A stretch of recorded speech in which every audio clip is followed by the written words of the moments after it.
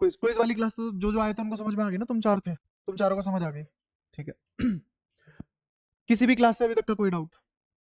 अभी तक जितने भी क्लास हुई है, पाँच छः, उनमें से किसी का भी कोई भी डाउट? पिछले वाली क्लास ले ली सारी? लास्ट दो क्लास डाउट है, कुछ समझ ही नहीं आया, देखी? अरे तो जब देखी नहीं है तो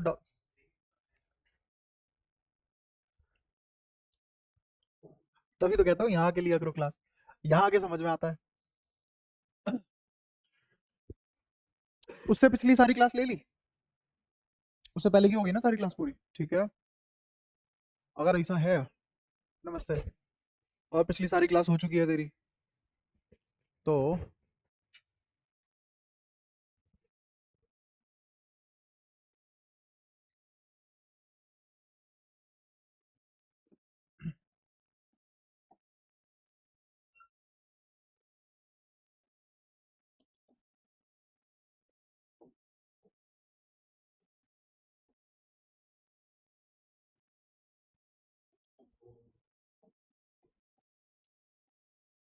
टी थिकनेस की स्लैब है, डाइलेक्ट्रिक कांस्टेंट क्या है इसका?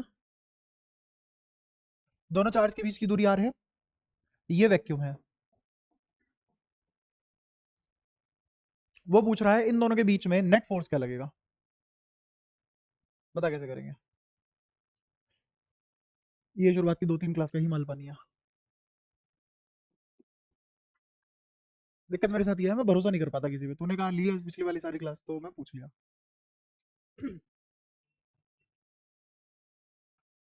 बाकी सब भी आमंत्रित हो, कर सकते हो सवाल। एफ नेट पूछा है मैंने।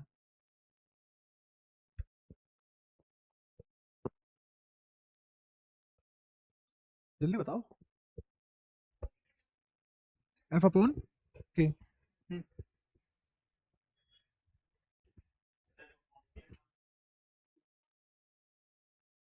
ई नोट अपॉन के,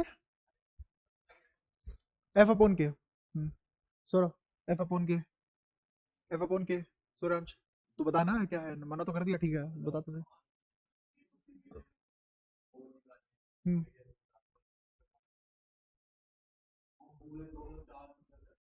हम्म बिल्कुल सही है। मुझे ये तो अच्छा लगा तुझे बताया, गलत है वो जो इन्होंने बताया, बट सही क्या है वो भी तो पता होना चाहिए ना।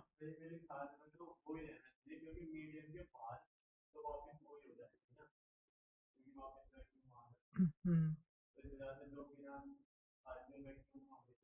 हम्म, ठीक है। तेरे को कुछ समझ आ रहा है फिर से? अब ईमानदारी से बता दे, सच में क्लास ली थी क्या? तो इन सब का फिर भी कुछ आंसर आया, तूने लिया पिछली क्लास तेरी भी शायद, तू कौन सी वाली, पांचवी क्लास से चौथी क्लास से आना शुरू हुआ था ना तू, उससे पहले की सारी पूरी कर ली थी डे वन से? हाँ दो क्लास मिस हुई थी तो वो लिया। देख मैं बता देता हूँ भाई, बहुत कड़वी सी बात है, पर ये है कि जितने भी टीचर है ना वो इसलिए पढ़ाते हैं, जैसे ट्वेल्थ हो, नीट हो, इलेवंथ हो, कुछ भी हो, कोई भी चीज हो, वो इसलिए पढ़ाते हैं बच्चा आगे बस रुक जाए जैसे तैसे। इसीलिए 50 में से दो के बढ़िया नंबर आते हैं, 50 में से 50 के नहीं आते बढ़िया नंबर। तो दिक्कत तुम्हें होगी देखो, मेरे को तो आदत पड़ जानी है 10 साल बाद मार्केट में रह रह के, क्या बच्चा रोकना है, बच्चा है पैसा, 10 साल में मेरी आदत पड़ जाएगी क्योंकि मैं थक जाऊंगा एक बार हार मानता मानता, ठीक है, कि कितना ही मेहनत कर लेगा आदमी, बच्चा फिर भी अपनी मर्जी से करेगा काम। तो यार करो यार मेहनत, ये होमवर्क करके लाना, ज्यादा मुश्किल सवाल नहीं है। जब तुम करके लाओगे बहुत सारी मेहनत के साथ और कुछ एक गलत भी करेंगे, फिर मैं तुम्हें सिखाऊंगा कि ये मौखिक था, तुम इसको मन ही मन में कर सकते थे। अगेन क्या चाहिए हमें उसके लिए? थोड़ी सी अकल, आईक्यू, थोड़ी सी अकल। अगेन जो भी मैं सब्जेक्ट सिखा रहा हूँ मैं फॉर्मुले बेस्ड नहीं सिखा रहा कुछ भी, मैं सिखा रहा हूँ अकल बेस्ड। और अकल रिलेशन में काम करती है, रिलेशन में मतलब अगर मैं तुम्हें कुछ भी महंगा महंगा कुछ भी बता दूं, जैसे मैं कोई भी रैंडम नंबर लिख दूं और लंबा सा लिख दूं, और अब इसको मिटो दूं, तुम में से कितने जने याद रख पाएंगे? तुम छोड़ो, मैं नहीं याद रख पाया, है ना? बट अगर मैं ऐसे लिख दूं, अब मिटो दो, अब तुम्हें याद है ये क्या बदतमीजी है, क्योंकि दूसरे वाला तुम रिलेट कर पाए, इंक्रीजिंग ऑर्डर है फिर डिक्रीजिंग ऑर्डर है, हमारा दिमाग रिलेटिंग पावर से काम करता है।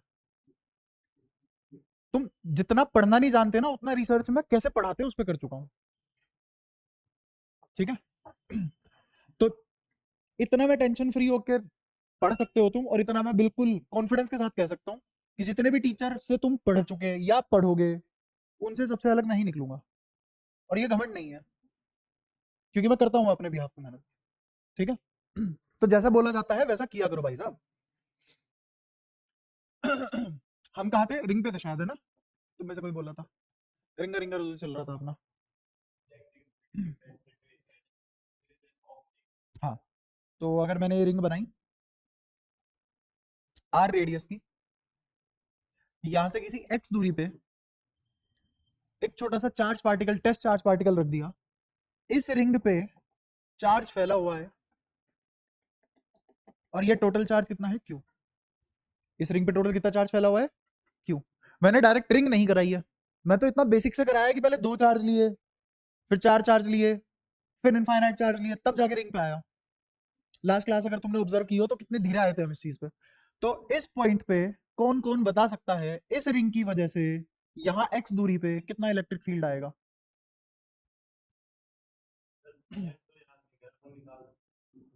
डायरेक्ट भी तो याद होना चाहिए ना यार, तुम खुद बताओ ना, पिछली क्लास का नहीं करोगे अगली क्लास का कैसे कर पाओगे यार।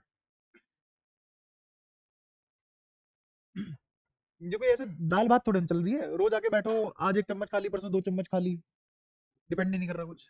आगे तभी तो पढ़ा पाऊंगा जब पिछला याद होगा। तो k q x upon r square plus x square की पावर 3/2।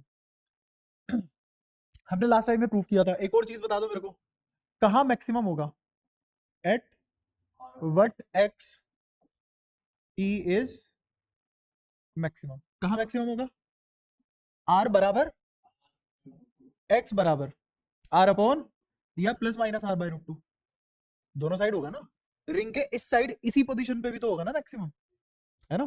किसी को ये बात तो नहीं चुभ रही कि इस आदमी ने पिछली बारी रिंग ऐसे बनाई, आज ये आदमी रिंग ऐसे बना रहा है, चुभ तो नहीं रही बात, पक्का। कुछ लोग हो जाते हैं इसमें भी डिस्कम्फर्ट, भाई ये कभी ऐसे बना देता कभी ऐसे बना देता, इसमें दिक्कत नहीं है ना, पक्का।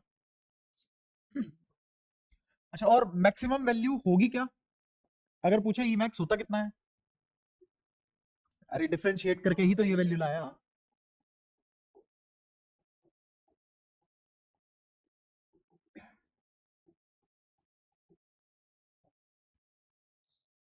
ठीक है, यहाँ तो कोई दिक्कत। अच्छा, क्या ऊपर ये एक्स आएगा, क्या ऊपर ये वाला एक्स आएगा,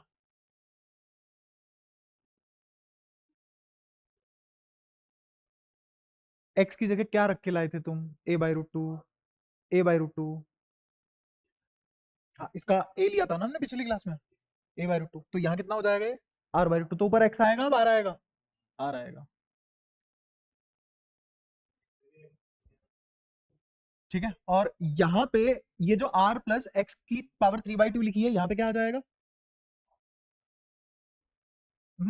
असलियत में अब बस तुम्हारे पास ये चीज बचेगी, नीचे सिर्फ एक स्क्वायर बच जाएगा जिसका नाम होगा आर स्क्वायर। ये सब हमने पिछली क्लास में कर लिया था, तुमने पता नहीं कितना पढ़ा है कितना नहीं, तुमने कहा ठीक है इसका मन किया इसने पढ़ा दिया, हमारा मन करेगा हम पढ़ लेंगे, नहीं करेगा नहीं पढ़ेंगे, ऐसा मत करो भाई। और मैं तुमसे पिछली क्लास में क्विज वाली में कहा था, रो पीट के कि भाई पढ़ के आना, थोड़ा तेज चलेंगे, कितना तेज चल रहे हैं देख रहे हो, पिछली क्लास का कर रहे हो अभी भी, तुम ना मान रहे भाई। तो ये सारी बातें अपने पास आ चुकी है। अच्छा, अब इसमें कुछ कुछ बातें करेंगे, अगर तुम्हें ये सब आ गया है तो अगली वाली बातें तुम्हें बहुत अच्छी लगेगी, तुम रिलेट कर पाओगे और ज्यादा चीजें, और कुछ सवालों को बहुत जल्दी कर पाओगे। जैसे सबसे पहली चीज, अगर मैं, ये एक्स है ये आर है ना, आर को बहुत ज्यादा ही तो छोटा कर दूं एक्स से, पहली चीज क्या बोली मैंने, आर को बहुत ज्यादा छोटा कर दिया एक्स से, तो बताओ इस इलेक्ट्रिक फील्ड का क्या होगा, आर बहुत ज्यादा छोटा है एक्स से तो क्या नेग्लेक्ट हो जाएगा, कोई भी छोटी वैल्यू उसका स्क्वायर और भी छोटा, तो इसके कंपैरिजन में नेग्लेक्ट होने के बाद ये क्या बचेगा, एक्स स्क्वायर की पावर 3/2, तो यहाँ पे क्या बचेगा, के क्यू बाय एक्स स्क्वायर। ये बताओ सबको समझ आ गया या वैल्यू पुट करके बताओ? पक्का आ रहा है? ठीक है। अच्छा, अगर तुमसे कोई पूछ लेता कि यहाँ पे कोई चार्ज रखा हुआ है कैपिटल क्यू, उससे एक्स दूरी पे इलेक्ट्रिक फील्ड बताओ कितनी होगी? ये चार्ज रखा हुआ है क्यू, इससे एक्स दूरी पे क्या इलेक्ट्रिक फील्ड होगी इस पॉइंट पे? के क्यू बाय एक्स स्क्वायर, सबको आता है। इसका मतलब ये जो पॉइंट चार्ज था और ये जो रिंग है, कोई फर्क नहीं बचा इनमें। फिर से उल्टी सीधी बातें करते हो, शायद तुम्हें अच्छा लगे। ध्यान से सुनना, आर को एक्स से बहुत ज्यादा छोटा करना, एक ही तो बात है कि एक्स को आर से बहुत ज्यादा बड़ा कर देना। समझ गए? इस पेन की लेंथ मान लो 10 सेंटीमीटर है ना? 10 तो नहीं, वैसे 7 सेंटीमीटर के आसपास होगी, 10 ही मान लो, चलो 10 सेंटीमीटर है। मुझे इस पेन की लेंथ छोटी करनी है, कैसे करूं? इससे दूर भागता हुआ चला जाऊं और एक टाइम पे मेरे को बिंदु दिखने लग जाएगा, है ना? जैसे एक गंजे को बोलो भागता चला जाओ जब तक तुम्हें अंडा ना दिखाई दे। सारा का सारा खेल किसका है? दूरी का। तो या तो ये कर लो, आर बहुत छोटा कर लो, या एक्स बहुत। तो इनफ दूरी पे जाने पे चाहे रिंग हो, चाहे पेंटागन हो, चाहे आलू हो, सब क्या दिखता है? पॉइंट। पॉइंट चार्ज असलियत में एग्जिस्ट नहीं करता, पॉइंट चार्ज इसलिए आता है हमारे जीवन में। असलियत में वो पॉइंट चार्ज था ही नहीं, क्या पता वो रिंग हो, क्या पता वो एक आलू पड़ा हुआ वो चार्ज के नाम पे। लेकिन हमने बहुत दूरी से देखा तो उसको क्या नजर आया हमें? फॉर्मूला के क्यू बाय एक्स स्क्वायर। तो ऐसे ही अगर ये आर बहुत छोटा हो जाता है या फिर ये एक्स बहुत बड़ा हो जाता है रिंग के कंपैरिजन में, तो ये रिंग कैसी दिखेगी मुझे? Point charge. इसको बोलते हैं पॉइंट चार्ज अप्रोक्सीमेशन, और गॉस में बहुत ज्यादा इस्तेमाल करूंगा इसका, तो याद रखना इसको बोलते हैं पॉइंट चार्ज अप्रोक्सीमेशन। ठीक है? जब भी मुझे कोई चीज बाहर से देखनी पड़ जाए, जब भी मुझे कोई चीज बाहर से देखनी पड़ जाए, तो मैं उसको एक बॉडी ना मान के एक पॉइंट मान लूंगा। जैसा अगर मेरे से पूछे कि कोई कैपिटल आर का रेडियस है जिसपे चार्ज है मान लो 3 गुलाम, और उसको मैं किसी एक्स दूरी से देख रहा हूं, तो इस स्फीयर की वजह से इस पॉइंट पे क्या इलेक्ट्रिक फील्ड होगा? तो तुम क्या करोगे? यहां से देखने पे इसको कैसा मान लोगे? Point charge. कहां रखा हुआ है? स्फीयर के सेंटर पे। अब स्फीयर है ही नहीं। दोबारा सुनो क्या हुआ, स्फीयर गायब हो चुका है, और जितना भी स्फीयर पे चार्ज था वो कहां आ चुका है? स्फीयर के सेंटर पे। स्फीयर के सेंटर पे, इसको बोलते हैं पॉइंट चार्ज अप्रोक्सीमेशन। तो क्या इस सिचुएशन के लिए कूलम्ब्स लॉ वैलिड है? हमने करवाया था नहीं, क्योंकि कूलम्ब्स लॉ की हमने दो कमजोरी कौन कौन सी पकड़ी थी? एक पेयर ऑफ चार्ज के लिए ही लग सकता है, दूसरा चार्जेस पॉइंट होने चाहिए, पॉइंट चार्ज के लिए एप्लीकेबल है। यहां तो नहीं है पॉइंट चार्ज, तो कूलम्ब्स लॉ कैसे लगा दिया? अप्रोक्सीमेट करके, है ना? तो ऐसे कहानियां चलती है। यहां क्या लग जाएगा? Point charge approximation. ये वाली बात समझ आई है? तो अगली बात करते हैं, अगर मैं उल्टा कर दूं, आर को बहुत ज्यादा बड़ा कर दूं एक्स से, आर को बहुत ज्यादा बड़ा कर दूं एक्स से, तो क्या ये एक्स रिंग के सेंटर पे नहीं आ जाएगा?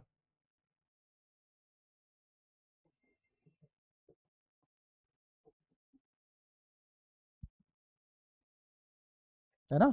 जैसे मान लो तुमने कूदी मारी जमीन से ऊपर की तरफ, घुटने भी मोड़ लिए, तुम्हें कोई स्पेस से देख रहा है, तो वो ये बोलेगा ये धरती से डी अटैच हो चुका है, वो तो ये बोलेगा ना धरती पे ही है। ऐसे ही जब ये रिंग बहुत ज्यादा बड़ी कर दोगे, बहुत ज्यादा बड़ी, तो ये दूरी ऐसे लगेगी रिंग के ऊपर ही आ गई। ये दूरी क्या लगेगी? रिंग के ऊपर ही आ गई, मतलब रिंग के सेंटर पे आ चुकी है। कहां आ चुकी? सेंटर पे। इसको तुम ऐसे भी बोल सकते हो कि एक काम करो ना, एक्स को 0 कर दो तो आर मतलब सेंटर पे ही लाई कर जाएगा। कौन? ये वाला पॉइंट, पी पॉइंट। हाँ, पी कहां लाई करेगा? Centre of ring. अब बताओ इलेक्ट्रिक फील्ड क्या होगा? इलेक्ट्रिक फील्ड का फॉर्मूला एक्स 0, तो ई भी 0। बताओ कोई दिक्कत? ऊपर आएगा पॉइंट चार्ज अप्रोक्सीमेशन, ये करेंगे तो पॉइंट चार्ज अप्रोक्सीमेशन आ रहा है, ये करेंगे तो 0 आ रहा है इलेक्ट्रिक फील्ड। ऋषभ पक्का समझ आ रहा है? अच्छा, अगर मैं इसको तुम्हें वैसे भी समझाऊं बिना फॉर्मूले के, कैसे समझाऊं? बिना फॉर्मूले के, तो मैंने कल ही बात की थी, यहाँ पे कोई चार्ज होगा डीक्यू, इसके डायमेट्रिकली अपोजिट एंड पे एक और चार्ज होगा डीक्यू। इस पॉइंट पे ये डीक्यू फोर्स लगाएगा इधर, ये वाला डीक्यू फोर्स लगाएगा इधर, क्या ये दोनों कैंसिल आउट हो जाएंगे? क्यों? क्योंकि चार्ज का पेयर सेम है, दूरी सेम है, डायरेक्शन अपोजिट है, कटेंगे फोर्स। ऐसे ही यहाँ पे एक डीक्यू नाम का चार्ज होगा, इसके डायमेट्रिकली अपोजिट एक और डीक्यू होगा, दोनों सेम लाइन ऑफ एक्शन में बात कर रहे होंगे, ये इस पे, ये वाला इस पे फोर्स लगाएगा इधर, ये वाला इस पे फोर्स लगाएगा इधर, क्या कैंसिल हो गए? ऐसे करके इनफाइनाइट पेयर बनेगा और सारे कैंसिल हो जाएंगे। तो क्या सेंटर पे नेट फोर्स वेक्टर या फिर net electric field vector zero आ जाएगा? क्या दोनों तरीकों से समझ आया? हाँ तो पूछ। कौन से? नहीं, मैं तो इलेक्ट्रिक फील्ड की बात कर रहा हूँ ना। तो क्या फर्क पड़ेगा, सब सारे आंसर सेम आएंगे। फोर्स की बात करेगा, यहाँ पे एक छोटा क्यू आ जाएगा, यहाँ पे इंटू क्यू जीरो ही रहेगा। हाँ,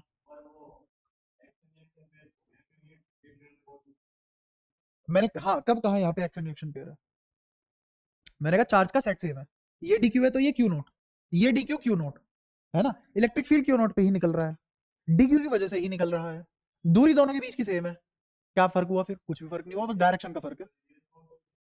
रियल फोर्स तो रियल ही है भाई, फोर्स तो रियल ही है ना। हाँ बिल्कुल।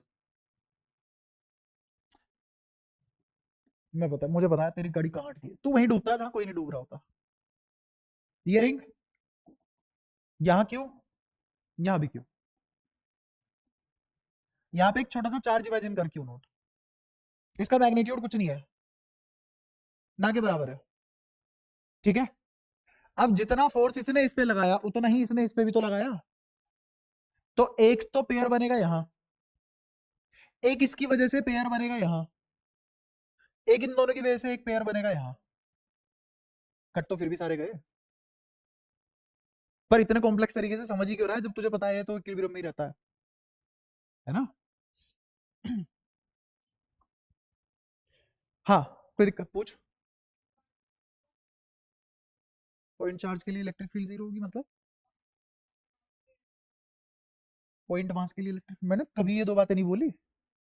ये अपनी मर्जी से कैसे बनाते हो तुम एंड टू एंड? हाँ बता।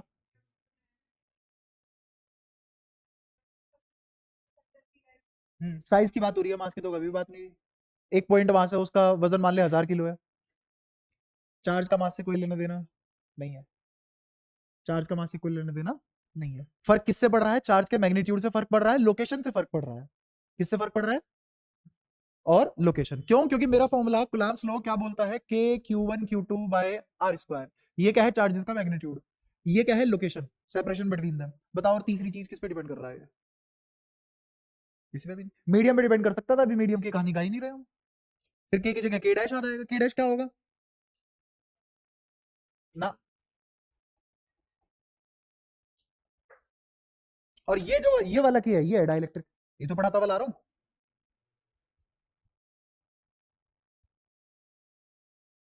तो अब बता, मास कहाँ से आया यहाँ? इसीलिए तो मैंने कभी मास का जिक्र नहीं किया।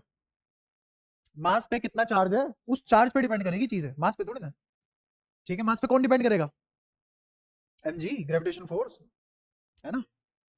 अभी तुम अकेले अकेले नहीं पढ़ पा रहे हो। लास्ट टाइम मैंने लास्ट क्वेश्चन दिया था, उसमें कनेक्ट करने की कोशिश की थी, किसको? ग्रेविटेशन और इलेक्ट्रोस्टैटिक फोर्स को, जिसमें टेंशन भी लगी थी, mg भी लगा था और इलेक्ट्रोस्टैट भी लगा था। याद आया? तुमने पता है, अगर तुम ध्यान से देखो, तुमने 25 मिनट के आसपास लिए थे एक सवाल के लिए, उसके लिए समझने के लिए। ठीक है।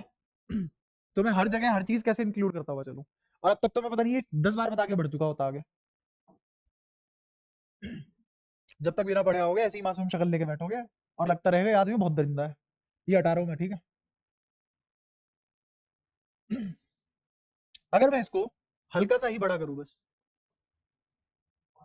आर को हल्का सा बड़ा करूं एक्स से, तो इसका मतलब मेरा एक्स छोटा तो होगा आर से, बट रिंग के पास में लाई करेगा, रिंग के पास में लाई करेगा। ठीक है, तो रिंग के पास में जब लाई करेगा, मतलब P lies close to ring. अब इलेक्ट्रिक फील्ड क्या होगा?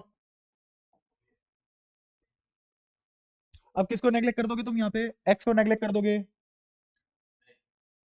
तो किसी को भी नहीं करेंगे, तो इलेक्ट्रिक फील्ड सेम ही रहेगा, बट मैग्नीट्यूड बहुत कम होगा, मैग्नीट्यूड बहुत कम होगा। ठीक है। हाँ, अब फिर ये फालतू पॉइंट बताया क्यों मैंने?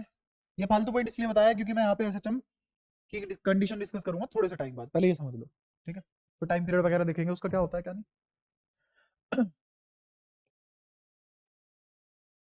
ये सारी बातें पता लगने के बाद चौथी बात मैं तुमसे करना चाहता हूं, अगर कहीं रिंग नहीं भी है तो भी मैं सवाल रिंग से कर लूंगा, रिंग से कर लूंगा। ये पता है क्यों पढ़ाया मैंने 3-4 पॉइंट?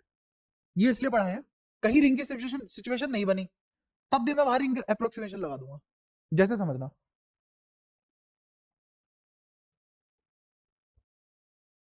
ये दो चार्ज है separated by r, two charges separated by r, इनके सेंटर से, ये है मान लो क्यू और ये भी है क्यू, इनके सेंटर से किसी वाई दूरी ऊपर एक कैपिटल क्यू रखा हुआ है, ठीक है? तो वो तुमसे पूछ रहा है इन दोनों की वजह से यहां नेट फोर्स क्या होगा, इन दोनों की वजह से यहां नेट फोर्स। क्वेश्चन समझ आया? अब तुम इसे वेक्टर रिजोल्व करते रहना, मैं इसे इस तरीके से करना पसंद करूंगा। यहां पे मैं सीधा फोर्स लिखूंगा के क्यू टू क्यू, ये दूरी वाई अपोन में आर, जिसकी वैल्यू है यहाँ पे r by two plus x, इनका स्क्वायर की पावर 3/2। अगर तुम समझ पाए हो मैंने क्या किया है तो तुम्हें अच्छा लगेगा, क्योंकि तुमने एक स्टेप में आंसर लिख दिया इसका, वरना वेक्टर बनते पाइथागोरस लगती, एंगल खेलना पड़ता। हाँ, हमने क्या किया, हमने कहा कि किसने कहा तुम इसको पॉइंट चार्ज मानो, मैं मान रहा हूं यहां पे एक रिंग थी आर रेडियस की, आर बाई टू रेडियस की, आर रेडियस की नहीं क्योंकि आर तो डायमीटर है, आर बाई टू रेडियस की एक रिंग थी जिसपे टोटल चार्ज कितना बना, टू क्यू, है ना? फोर्स क्या होता है, k q one q two by r square, ठीक है? ये रहा के, ये रहा क्यू, ये रहा टू क्यू, ठीक है? और फॉर्मूला ये लगता है, तो एक्स की जगह क्या है यहाँ पे, वाई, यहाँ पे आर की बजाय क्या है, रेडियस क्या है, वहां पे तो रेडियस आर था, यहाँ पे क्या है, रेडियस आर बाई टू, तो आर बाई टू का होल स्क्वायर प्लस, और एक्स की जगह क्या आएगा यहाँ पे, वाई, ये दूरी वाई का स्क्वायर की पावर 3/2, एक सेकंड में फोर्स लिखा गया। समझ पाए? इसको अगर वेक्टर से रिजोल्व करते तो भी आंसर सेम आता, वो मैं तुम्हें यहां दिखा सकता हूं। इसकी वजह से क्या इलेक्ट्रिक फील्ड इधर, इसकी वजह से इलेक्ट्रिक फील्ड इधर, तुमने पढ़ा है ना डायपोल ड्यू टू इक्वेटोरियल पे क्या होता है इलेक्ट्रिक फील्ड डायपोल की वजह से, तो नेट इलेक्ट्रिक फील्ड यहीं आएगा। नेट डायपोल नहीं है, बताऊंगा डायपोल कब बन सकता है कब नहीं। क्या यहाँ पे बहुत सारे इनफाइनाइट वेक्टर बनेंगे हॉरिजॉन्टली जो सारे कट जाएंगे, सिर्फ और सिर्फ कहां बचेंगे सारे के सारे वेक्टर, वर्टिकली। तो यहाँ पे मेरा आंसर क्या आ जाएगा, नेट कितना आ जाएगा, इसकी वजह से मान लो ये थीटा और ये भी थीटा,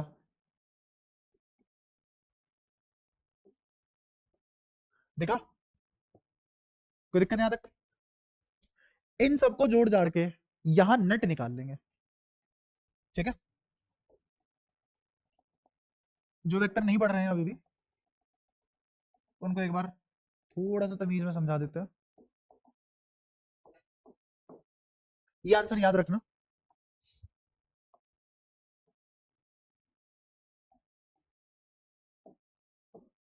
ये दूरी आर बाई टू, ये वाई, इस पॉइंट पे इलेक्ट्रिक फील्ड यहाँ, इस पॉइंट पे इलेक्ट्रिक फील्ड यहाँ, नेट इलेक्ट्रिक फील्ड यहाँ, ये एंगल थीटा, तो ये वाला एंगल भी थीटा, ये वाला थीटा, तो ये वाला एंगल भी, ये 90 था, ये 90 था, तो मेरे को बताओ ऊपर क्या बचेगा, ऊपर बचेगा 2e साइन थीटा।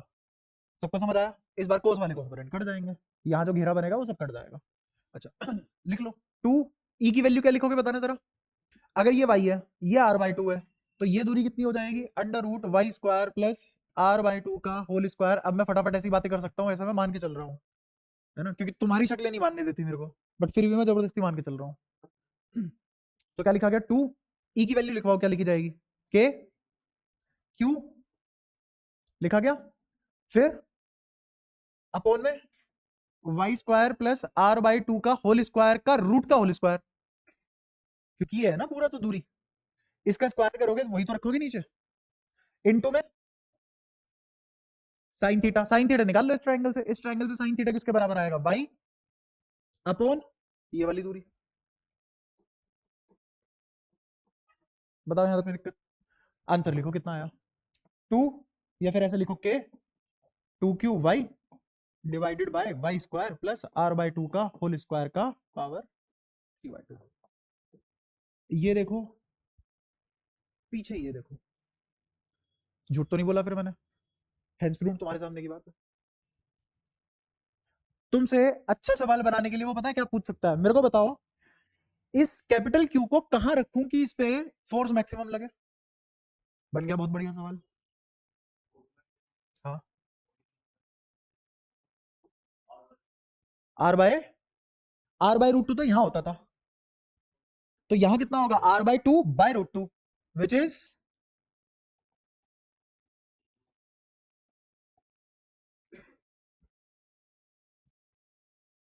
ठीक है। क्या हम डायरेक्ट निकाल पा रहे हैं ये सब बातें, पक्का। अब एज एन एक्सपेरिमेंट किसी से पूछ के देख लेना भाई, ये दो चार्ज है, इस तीसरे वाले को किस दूरी पे रखूं कि इलेक्ट्रिक फील्ड मैक्सिमम लग जाए। फिर देखना कितने टफ बना देते हैं लोग इन चीजों को, जबकि है बहुत आसान सारी की सारी। अच्छा ऐसी अगर तुमसे पूछ ले, चलो बताओ मैक्सिमम इलेक्ट्रिक फील्ड होगा क्या, या मैक्सिमम फोर्स होगा क्या, तो मैक्सिमम फोर्स क्या आएगा, ये तुमने निकाल ही रखा है, इसमें क्या रख दोगे, आर की जगह R/2 रख दोगे बस, आर की जगह R/2 रख दोगे, खत्म काम। या तो कोई दिक्कत, और इसमें किसकी किसकी मल्टीप्लाई और कर दोगे, 2 की। क्या सारी बातें क्लियर है, हो जाएगा। अब लग रहा है इजी, अभी भी मौका है, पूछ लो फिर मैं पूछूंगा, फिर तुम बताते नहीं हो कुछ। सबको समझ आया, सौरभ, गोरा, ऋषभ, विवेक, नाम आर्यन, ठीक है हो जाएगा यार, सॉरी। पक्का समझ आया ना। अब एक सवाल, क्या पीछे वाले में, कहाँ पे, ये इलेक्ट्रिक फील्ड निकालना है ना, फोर्स निकाल रहे होते तो कैपिटल क्यू भी लगा देते, अगर फोर्स निकाल रहे हो तो कैपिटल क्यू आ जाएगा, ठीक है। इलेक्ट्रिक फील्ड निकालेंगे तो जिस पे निकाल रहे हैं वो वाला गायब कर देंगे, जिस पे निकाल रहे हैं वो वाला गायब कर देते हैं, ठीक है। जैसे अगर मैंने क्यू की वजह से छोटे क्यू पे इलेक्ट्रिक फील्ड निकाला, तो इलेक्ट्रिक फील्ड का फॉर्मूला क्या लिखा जाएगा, k capital q by r square, या फिर के छोटा q by r square, capital q जिसकी वजह से निकालते हैं वो चार्ज लिखते हैं, जिस पे निकालते हैं वो वाला चार्ज। अच्छा अगर मैं बोलता कि इस क्यू की वजह से इस कैपिटल क्यू पे क्या इलेक्ट्रिक फील्ड होगा वो लिखवाना, ठीक है, कोई दिक्कत। अगेन ऐसे ही फोर्स निकाल सकते हो। सवाल है, तीन चार्ज रखे हुए हैं बराबर दूरी पे, तीन बराबर चार्ज बराबर दूरी पे रखे हुए हैं, उसके सेंट्रोइड के प्लेन के परपेंडिकुलर, सेंट्रोइड के प्लेन के परपेंडिकुलर ए दूरी ऊपर एक और चार्ज रख दिया, ए दूरी ऊपर, नहीं इनके बीच में दूरी बराबर है, वो कुछ भी ले सकते हो तुम्हारी इच्छा है, ए दूरी ऊपर, या ऐसा कर लो एक्स दूरी ऊपर छोड़ो, कितना ऊपर, एक्स दूरी ऊपर एक चौथा चार्ज रखा हुआ है, ठीक है। तो अब तुम्हें इस चौथे चार्ज पे फोर्स निकालना है। अगेन ये 3D वेक्टर की सिचुएशन है, कहां की सिचुएशन है, 3D वेक्टर की सिचुएशन है। अगर तुम इसको बाय ट्रेडिशन सोल्व करोगे, 2.5 पन्ना खर्च करोगे, दिमाग में खुजली हो जाएगी, 10 गलती होने की चांस होंगी। पन्ना पीछे कर लेते हैं, ये वाला है अगले वाला, हम्म हम्म। 3 के लिए कैसे निकालू बता, मैं तो पेयर ऑफ चार्ज के लिए जानता हूँ, 3 के लिए तो नहीं सीखा हमने, ऐसा। हाँ, नेट चार्ज कितना हो जाएगा, 3 टाइम्स।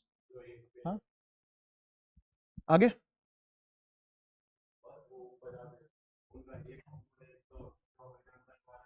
हम्म हम्म।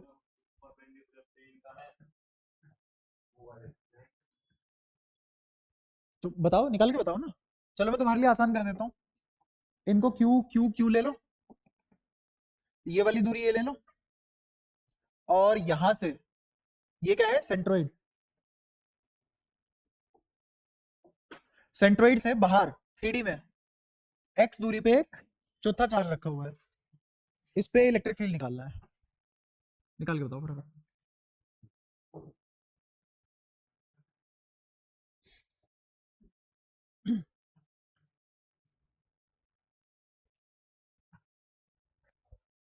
इलेक्ट्रिक फील्ड निकालना है कैपिटल क्यू पे, बाकी 3 क्यू की वजह से। किसी को क्वेश्चन ना समझ में आया दोबारा पूछ लो, मैंने थ्योरी में नहीं लिखा है, कहानी दोबारा सुननी हो दोबारा सुन सकते हो, सिचुएशन समझ के ही करना, मुंह फाड़ के 2D में मत सोल्व कर देना। 3 चार्ज है बराबर दूरी पे है, उनका जो ऑर्थो सेंटर बनेगा उस प्लेन के परपेंडिकुलर x दूरी ऊपर एक कैपिटल क्यू चार्ज है, तो जो बाकी छोटे क्यू चार्ज थे 3, उनकी वजह से कैपिटल क्यू चार्ज पे क्या इलेक्ट्रिक फील्ड लगेगा। अगर यही सवाल उसने भाषा में दे दिया 5 मिनट तो तुम्हें समझने में लग जाएंगे, पूछ कर आया। तो इसलिए थोड़ा बहुत इंग्लिश में भी अपना हाथ स्ट्रोंग रखो थोड़ा सा। पता लगे फिजिक्स मैथ्स तो बढ़िया आती है, बस पढ़ना नहीं आता।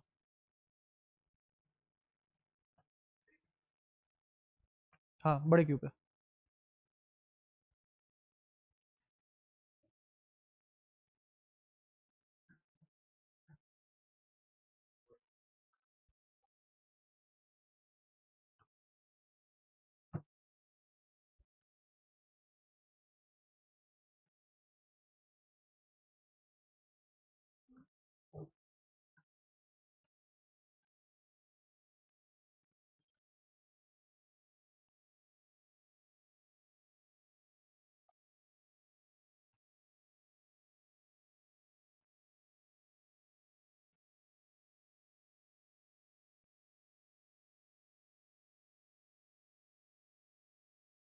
हो गया,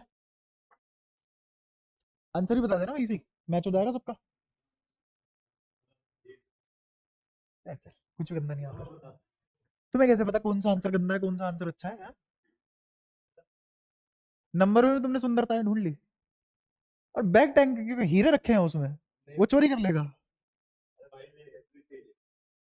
हाँ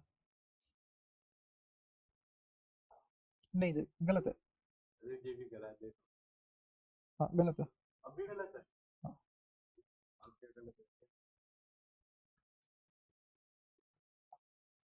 थोड़ी मैथ्स नहीं आती बस, बाकी तो सब ठीक है।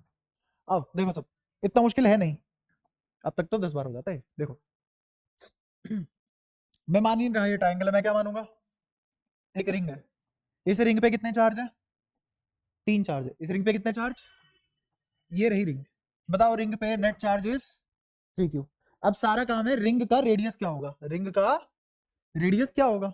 ऑब्वियसली जो इस ट्रायंगल का सेंट्रोइड होगा वही तो रिंग का रेडियस होगा, और इक्विलेटरल ट्रायंगल है, तीनों साइड बराबर है, तो ये वाली दूरी तो a/√2 होती है, कल ही तो निकाली। तो रेडियस कितना आ गया इस रिंग का, और x दूरी ऊपर क्या रखा हुआ है, एक चौथा चार्ज। नहीं कर पाओगे क्या? हाँ 2:1 में काटते हो, प्रूव भी करवाया था कि ये जो 2 वाला था वो a/√3 आता है।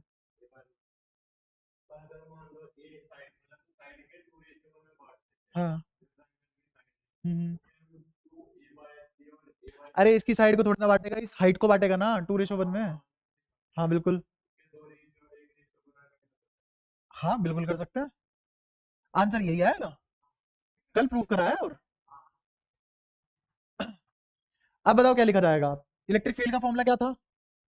के क्यू एक्स अपॉन में r² + a² की पावर 3/2 है ना, या फिर r² + x² की पावर 3/2। तो के क्यू की जगह क्या लिखेंगे? 3q, क्योंकि किस पे निकालना है? इस पे, जिस पे निकालते हैं वो वाला चार्ज नहीं लिखते, जिसकी वजह से निकाल रहे हैं वो वाला लिखते हैं। ठीक है, x की वैल्यू क्या है? खुद x ये रहा, अपॉन में x² प्लस रेडियस क्या है यहाँ पे? a/√3 का होल स्क्वायर, इसकी पावर, बस ये रहा आंसर। ठीक है, तो अगेन सारा काम सारा खेल दिमाग से ही होना है। फॉर्मूला तो लास्ट में एक स्टेप में गलती से लग जाएगा, बस क्वेश्चन रखा फॉर्मूले में, फोर्स निकाल ले, इससे किसकी मल्टीप्लाई कर देगा? के 3q, तुम्हें बड़ा दर्द हुआ, a/√3। लो मजा आ गया मेरा आलस मिटोगे? आलस तो देख फिर भी राइटिंग में दिख गया होगा तेरे को, समझ तो आ रहा है ना सबको? पक्का राइटिंग को छोड़ के सब समझ आना चाहिए, और अगर तुम्हें सब समझ आ चुका है राइटिंग अपने आप समझ आ जाएगी, है ना? फिर तो तुम बुद्धि से देखोगे ना सामने क्या लिखा है। हाँ हाँ, तब नहीं कर सकते थे हम रिंग, वही बता रहा हूँ। अगली चीज ये है, कब तुम रिंग नहीं मान सकते, कब तुम रिंग नहीं मान सकते। इनफाइनाइट सिचुएशन है जहां पे तुम रिंग नहीं मान सकते, सिर्फ 2 सिचुएशन है जहां रिंग मान सकते हो। कौन सी है वो सिचुएशन? चार्ज सारे के सारे बराबर होने चाहिए, कैसे, इसको क्या बोलते हैं? Symmetrical distribution. और ज्योमेट्री भी सिमेट्रिकल होनी चाहिए, ज्योमेट्री भी सिमेट्रिकल। जैसे इसी वाले एग्जांपल पे अगर कोई भी दूरी बदल जाती, तीनों में से कोई भी दूरी बदल जाती। मान लो ये ए और ये 2a हो जाता, अब नहीं लगा सकता था मैं, अब मुझे 3D वेक्टर से ही करना पड़ता। ठीक है, अच्छा फिर मैं एक और चीज बोलूं, अगर एक हो जाता Q1, एक हो जाता Q2, एक हो जाता Q3, अब भी नहीं निकाल सकते थे, क्योंकि चार्ज सिमेट्रिकली नहीं बढ़ता, क्योंकि रिंग में चार्ज सिमेट्रिकली बढ़ता है, इसीलिए फॉर्मूला आया था। ठीक है, तो सिर्फ और सिर्फ दो जगह ला सकते हैं हम ये, कहां कहां, जब चार्ज सिमेट्रिकल डिस्ट्रीब्यूटेड हो और ज्योमेट्री भी सिमेट्रिकल हो। ठीक है, तो एप्लीकेबिलिटी कहां है उसकी, applicable only when Q distribution is symmetrical, मतलब यूनिफॉर्म। दूसरा, ज्योमेट्री भी कैसी होनी चाहिए, सिमेट्रिकल ऑल्सो। इन दोनों में से कोई एक बात भी गड़बड़ा गई तो तुम रिंग नहीं मान सकते उसको। ठीक है, हाँ बाकी बड़े बड़े सवाल कभी कभी बुद्धि लगाओगे तो ऐसे हो सकते हैं। ठीक है,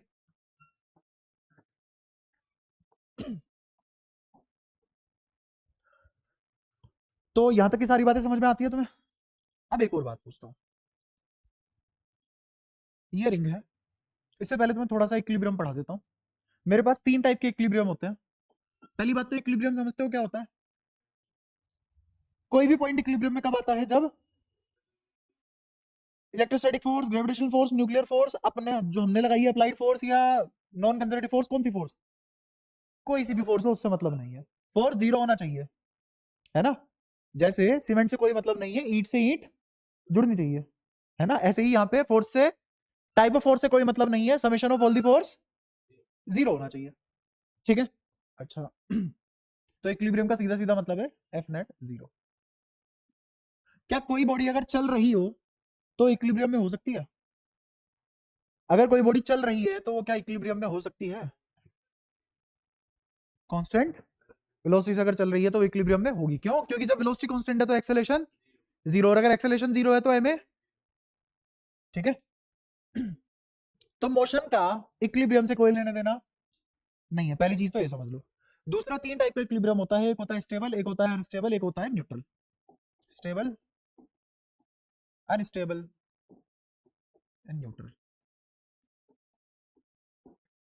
तीन टाइप के इक्विलिब्रियम है। ठीक है, स्टेबल इक्विलिब्रियम वो होता है कि अगर मैं इस इक्विलिब्रियम को छेड़ूं, इस इक्विलिब्रियम को छेड़ूं, तो ये वापस से वहीं आ जाएगा जहां इक्विलिब्रियम था, खुद से। इसका मतलब क्या है कि अगर मैंने इस इक्विलिब्रियम को छेड़ा, वापस कभी खुद से इक्विलिब्रियम पे नहीं आएगा, खुद से ये जहां तुमने छोड़ा वहीं है। इक्विलिब्रियम में लाओगे इक्विलिब्रियम में आ जाएगा, इक्विलिब्रियम से छेड़ दोगे नॉन इक्विलिब्रियम सिचुएशन में आ जाएगा। ठीक है, यहां तक कोई दिक्कत। इसकी टेंडेंसी क्या है, खुद से इक्विलिब्रियम खोना, इसकी टेंडेंसी क्या है, खुद से इक्विलिब्रियम खोना। इसकी टेंडेंसी क्या है, खुद से इक्विलिब्रियम पाना। इसकी टेंडेंसी क्या है, कोई टेंडेंसी है ही नहीं, कोई टेंडेंसी, जहां छोड़ा वहीं है। ठीक है, जैसे इलेक्ट्रोस्टैट के एग्जांपल से अगर मैं तुम्हें समझाऊं, ये जो मैं अभी तुम्हें सब बता रहा हूँ ये सब किसका दर्द है, 11वीं का, बट मैं बारी से रिलेट करके बता रहा हूँ फिर भी। जैसे मैंने कहा ये है Q1, ये है Q2, यहां पे बीच में कैपिटल Q रख दिया कहीं भी, और ये इक्विलिब्रियम में आ गया, तीनों चार्ज पॉजिटिव है, तीनों चार्ज पॉजिटिव है। ये कहाँ है, इक्विलिब्रियम में है, कहाँ है फिलहाल, मुझे नहीं पता कौन से वाला, वो तो तुम बताओगे अभी। ये चार्ज इक्विलिब्रियम में है, बस इतना सा पता है, और साइड में रखे हुए Q1 Q2 ये दोनों भी पॉजिटिव है, तो तीनों कैसे हो गए, पॉजिटिव, तीनों कैसे हैं, पॉजिटिव है। और बीच वाला इक्विलिब्रियम में, बीच वाला इक्विलिब्रियम में है। मैंने इसको पकड़ के इधर सरका दिया, मैंने इसको कितना डिस्प्लेस कराया, dx डिस्प्लेस कराया, कितना, हल्का सा डिस्प्लेस कराने के बाद में इसे छोड़ दूं तो ये कहां जाएगा, वापस अपनी इक्विलिब्रियम पोजीशन पे, उसी को बोलते हैं मीन पोजीशन, उसी को कौन सी पोजीशन बोलते हैं, मीन पोजीशन। तो तुम ऐसा भी बोल सकते हो कि अगर पार्टिकल वापस खुद से अपने आप मीन पोजीशन पे आ जाता है तो वो कैसा इक्विलिब्रियम है, स्टेबल। ठीक है, वहीं पे एक और एग्जांपल लेता हूं,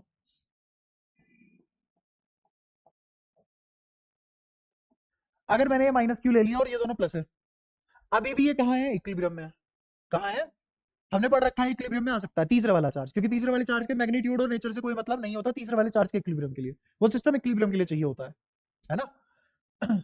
अगर मैं इसको हल्का सा dx डिस्प्लेस कर दिया तो ये कहां जाएगा, Q2 पे जाके चिपक जाएगा, क्या कभी वापस आया अपनी मीन पोजीशन पे, तो ये कैसा इक्विलिब्रियम हुआ, अनस्टेबल। बात समझ में आती है, यहां तक कोई परेशानी, श्योर।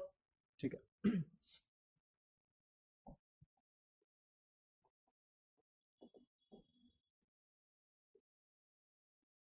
यहाँ पे मान लो तुम्हें गिवन है कि Q1 बड़ा है Q2 से मैग्नीट्यूड वाइज, तो पक्की बात है छोटे वाले की साइड में इक्विलिब्रियम आएगा, है ना।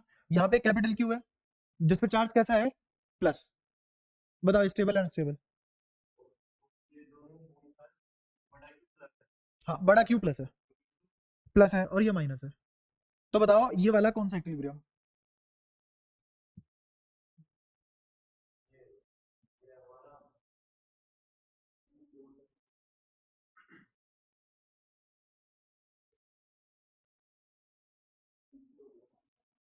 अनस्टेबल कैसे।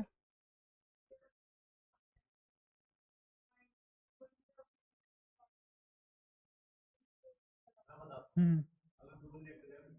हाँ Q2 और कैपिटल Q की अट्रैक्टिव फोर्स, रिपल्सिव फोर्स। हम्म।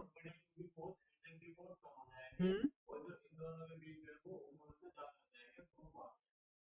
अच्छा तो तेरे कहने का मतलब ये है कि अगर मैंने इसको यहाँ डिस्प्लेस करा दिया dx, तो क्या जो ये फोर्स लगा रहा था वो भी घटा, अट्रैक्टिव फोर्स घटा ना, और जो ये रिपल्सिव लगा रहा था वो रिपल्सिव भी तो घटा। पर तुम्हें कैसे पता कि कंपैरिजन में किसका ज्यादा तेजी से घट रहा है, तुम्हें कैसे पता ये बात। डिस्टेंस का ज्यादा है उसका वहां, तो यहाँ भी तो कमी था फिर भी इक्विलिब्रियम पे थे। तो इक्विलिब्रियम पे भी ऐसे क्वेश्चन होते हैं जो तुम बिना अगर तुम्हारे ऊपर मेहनत किए पूछा जाए तो नहीं बता पाओगे, ठीक है। ऑब्वियसली नो डाउट यहाँ तुमसे कोई नहीं पूछेगा, यहाँ पे तुम्हें अलग से पढ़ाया जाएगा दूसरे वाले बैच में। ये वाली चीज यहाँ की है नहीं, मैं बस दिमाग में इतना सा डाल रहा था कि ये चीजें इतनी आसान नहीं है, आसान भी है बट इनसे इतने सिंपल कॉन्सेप्ट से ऐसे क्वेश्चन पूछा जा सकता है जहां अटक जाओ, जहां पे एक क्लास अलग से लगे समझाने के लिए। हाँ हाँ। हम्म।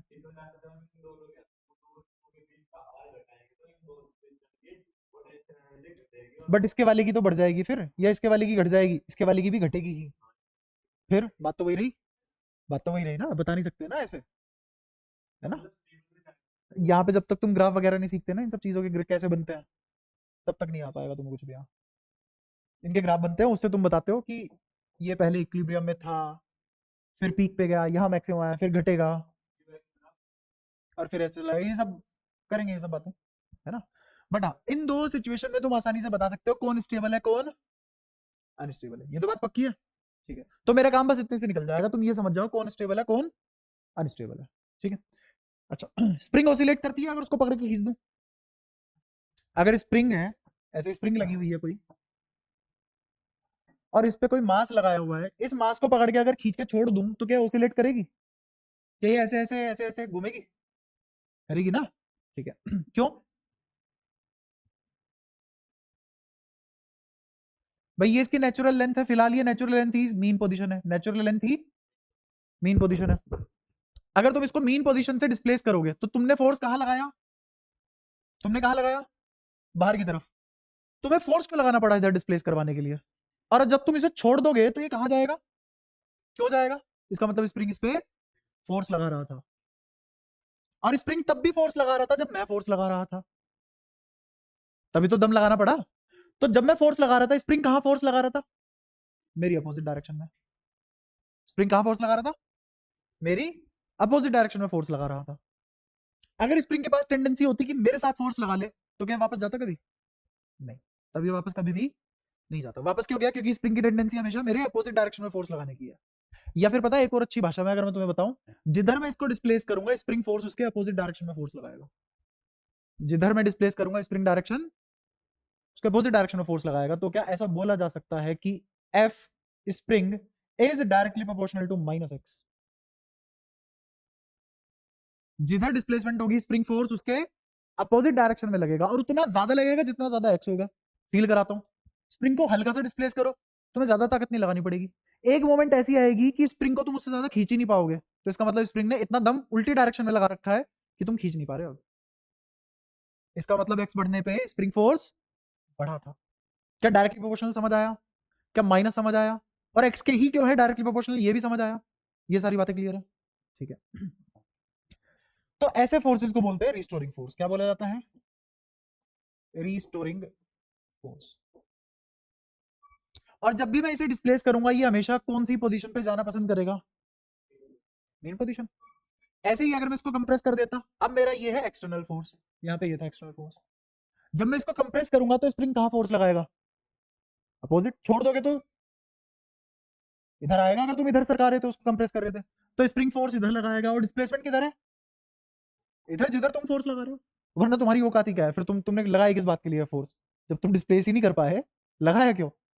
तो तुमने फोर्स लगाया, डिस्प्लेस उधर हुई, लेकिन स्प्रिंग फोर्स कहाँ लगा?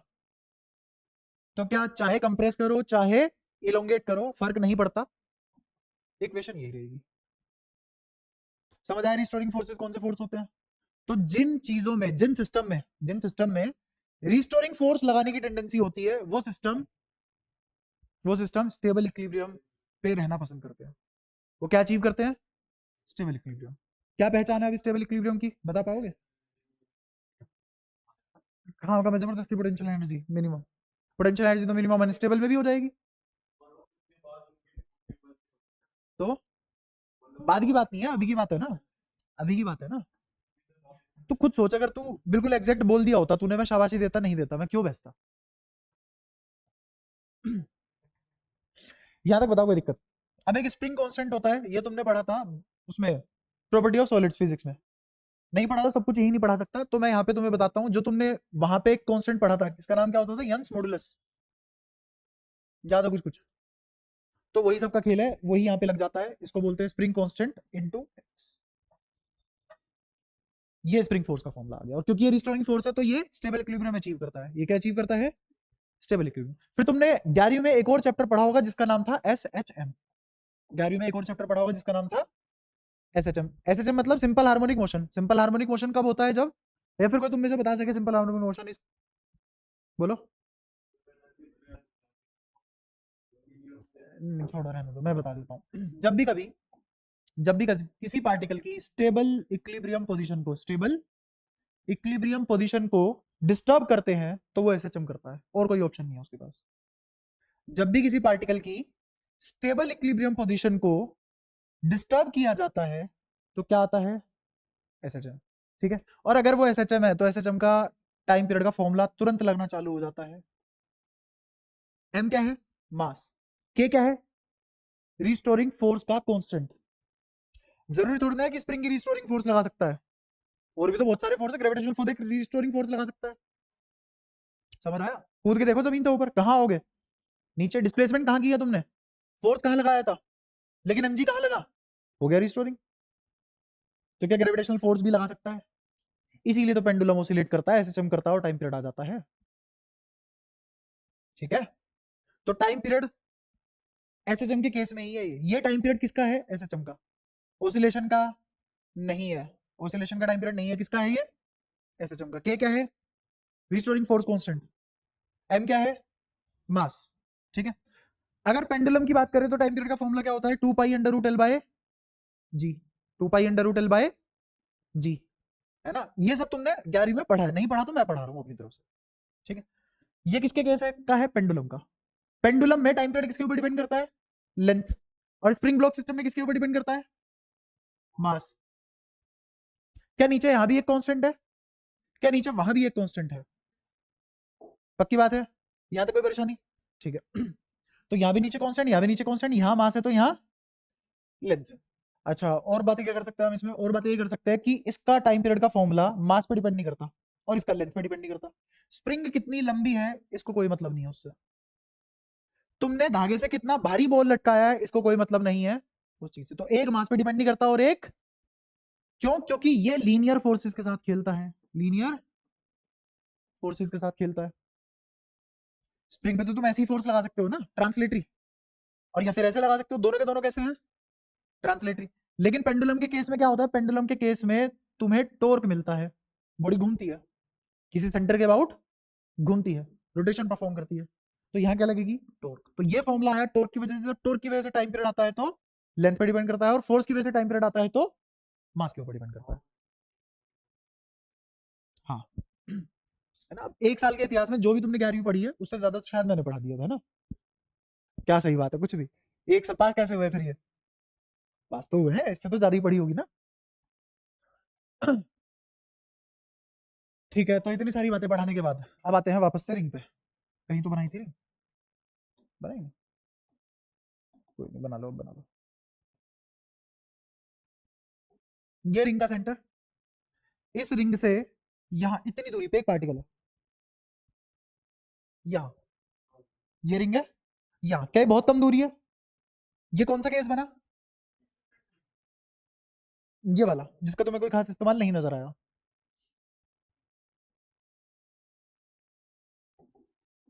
ये दूरी x, इस पे प्लस क्यू चार्ज है, रिंग पे कितना चार्ज है, यहाँ पे भी प्लस क्यू चार्ज है छोटा सा, है ना। तो मेरे को बताओ ये वाला चार्ज कैसे चम कर सकता है, रिंग है, रिंग के तो आर पार हो सकती है ना चीज, डिस्क थोड़ी ना है। अगर मैं इसको dx डिस्प्लेस कर दूं अंदर की तरफ, तो ये चार्ज कहां भागेगा, बाहर की तरफ भागेगा। तो क्या ये अपनी वापस उसी पोजीशन के पास भागा जहां था, तो क्या ऐसे चम करेगा, क्या ऐसे चम करेगा, कौन कौन कह रहा है ऐसे चम करेगा, हाथ खड़े करो। ये कैसे हाथ खड़े हैं, सरो खड़ा, हाँ, गुरान, ठीक है, कुछ समझ नहीं आ रहा, नहीं आ रहा ना समझ, ये तो समझाऊंगा मैं अभी, पर इससे पहले जो समझाया सब समझ आया। हाँ, पन्ना पीछे कर दिया है। हम्म। छोटा सा सवाल है, क्या एसएचएम करेगा, क्यों नहीं करेगा, क्योंकि इस तरफ भी तो डिस्प्लेस करके देखो, क्या कभी वापस आएगा, सोच लो। जैसे दियो, रिंग वाली क्लास में तू आया कर यार, तेरे बिना कैसे समझाऊंगा मैं।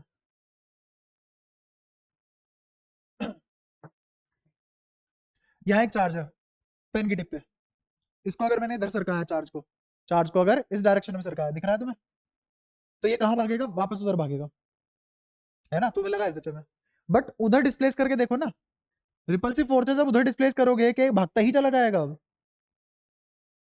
तो क्या वापस आया, कैसे एसएचएम कर सकता है वो। तो यहाँ पे इलेक्ट्रोस्टैटिक फील्ड किसका काम कर रही है,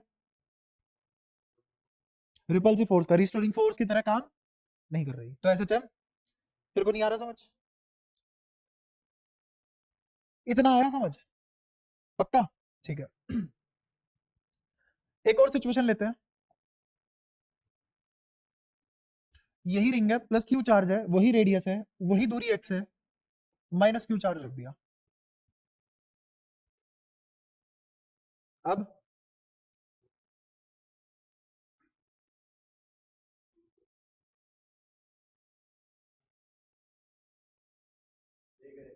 अब करेंगे एसएचएम, नहीं, ठीक है, एक और सिचुएशन लेते हैं।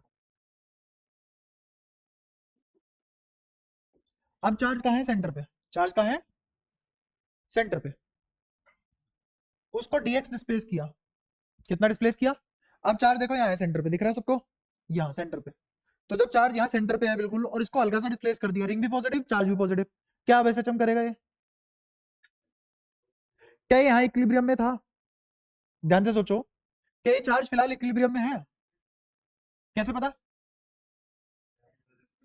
सेंटर में रखा है, रिंग के सेंटर पे है, नेट फोर्स जीरो आता है, कैसे पता, इलेक्ट्रिक फील्ड जीरो है, और कितने सबूत दे, है ना, तो है तो इक्विलिब्रियम में, तुमने इसकी इक्विलिब्रियम पोजीशन डिस्टर्ब करी, तो ये वापस कभी नहीं आया, क्यों, क्योंकि अब रिपल्सिव फोर्स हमेशा के लिए लगते रहे, तो क्या एसएचएम करेगा, नहीं करेगा। ये डीएक्स दूरी कौन सी दूरी है, जो हमने चलाई, क्या यहाँ पे डीएक्स इसके रेडियस से छोटा नहीं है, तीसरा ही केस है बेबी। एक और केस लेते हैं, सिचुएशन है बेसिकली एक और, माइनस क्यू फिलहाल इक्विलिब्रियम में है क्या, अगर इस रिंग पॉजिटिव चार्ज है, रिंग कैसी चार्ज है, पॉजिटिवली चार्ज, इसके सेंटर पे एक चार्ज रखा हुआ है, लेकिन वो माइनस का है, क्या इक्विलिब्रियम में है, कैसे, हाँ, इस पे हर डायरेक्शन में वेक्टर बाहर की तरफ निकलेगा, तो दो डायमेट्रिकली पेयर कैंसिल आउट हो जाएंगे, तो ये आज भी इक्विलिब्रियम में है। अब आ रहा है समझ, पक्का। अब अगर मैंने इसको dx डिस्प्लेस किया, इसको dx डिस्प्लेस किया, रिंग है पॉजिटिव, चार्ज है नेगेटिव, कहां भागेगा, इसको इधर डिस्प्लेस किया, रिंग है पॉजिटिव, चार्ज है नेगेटिव, कहाँ भागेगा? तो क्या वापस अपनी इक्विलिब्रियम पोजीशन पे नहीं भाग रहा? तो एक कौन से वाला इक्विलिब्रियम है? बाकी सारे कैसे हैं? इस केस में क्या करेगा ये? एसएचएम। और इन सभी केस में एसएचएम नहीं करेगा। अब आई बात समझ में? तो इन तीनों केस में वो टाइम पीरियड पूछ ही नहीं सकता। इन तीनों केस में टाइम पीरियड अगर पूछेगा तो इनफाइनाइट है, पूछेगा तो इस केस में टाइम पीरियड आएगा, कुछ इस केस में कुछ टाइम पीरियड आएगा, वो भी निकालना सिखा दूंगा, बहुत आसान है। पर तुम ये तो समझे ना कि ये कैसा इक्विलिब्रियम था। और मैंने ये भी बात प्रूव कर दी तुम्हारी कि जब भी कभी स्टेबल इक्विलिब्रियम की पोजीशन को डिस्प्लेस करते हो तभी एसएचएम हो सकता है, वरना एसएचएम हो भी नहीं सकता। एसएचएम की असली डेफिनेशन ही यही है, पार्टिकल जिस पार्टिकल के स्टेबल इक्विलिब्रियम को डिस्टर्ब किया जाता है तभी वो एसएचएम करता है। क्यों? क्योंकि पोटेंशियल काइनेटिक का खेल बनता है। उतनी डिटेल में तो नहीं जा रहे, बट जितना समझा है उतना तो समझ में आ ही गया होगा। यहां तक सारी बातें क्लियर? पक्का?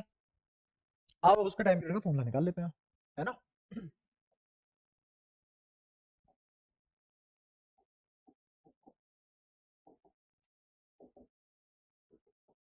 क्या यहाँ पे दोनों जगह चार्ज रखा हुआ है?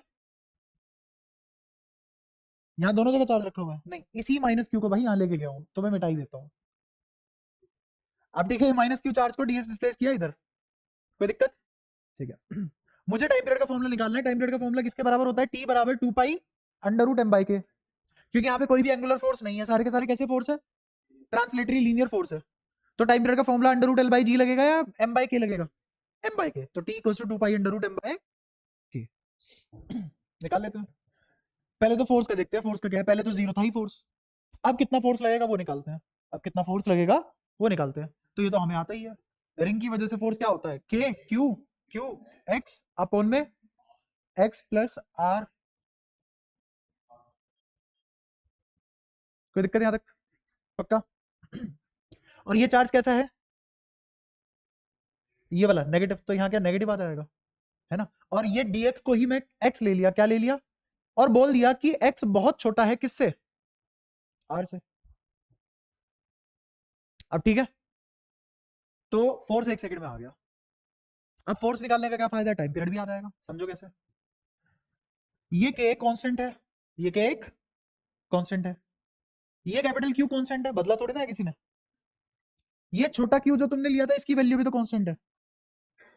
नीचे जितनी दूर तुमने डिस्प्लेस किया है वो भी तो फिक्स है, जो डिस्प्लेस किया है वो भी।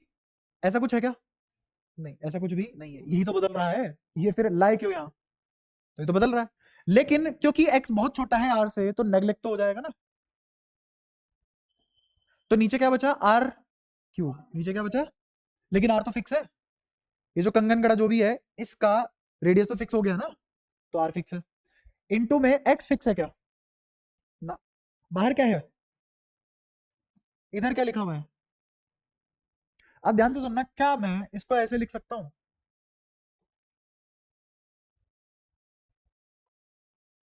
ये देखो, देखा नहीं लग रहा? क्या बोलते हैं ऐसे फोर्सेस को?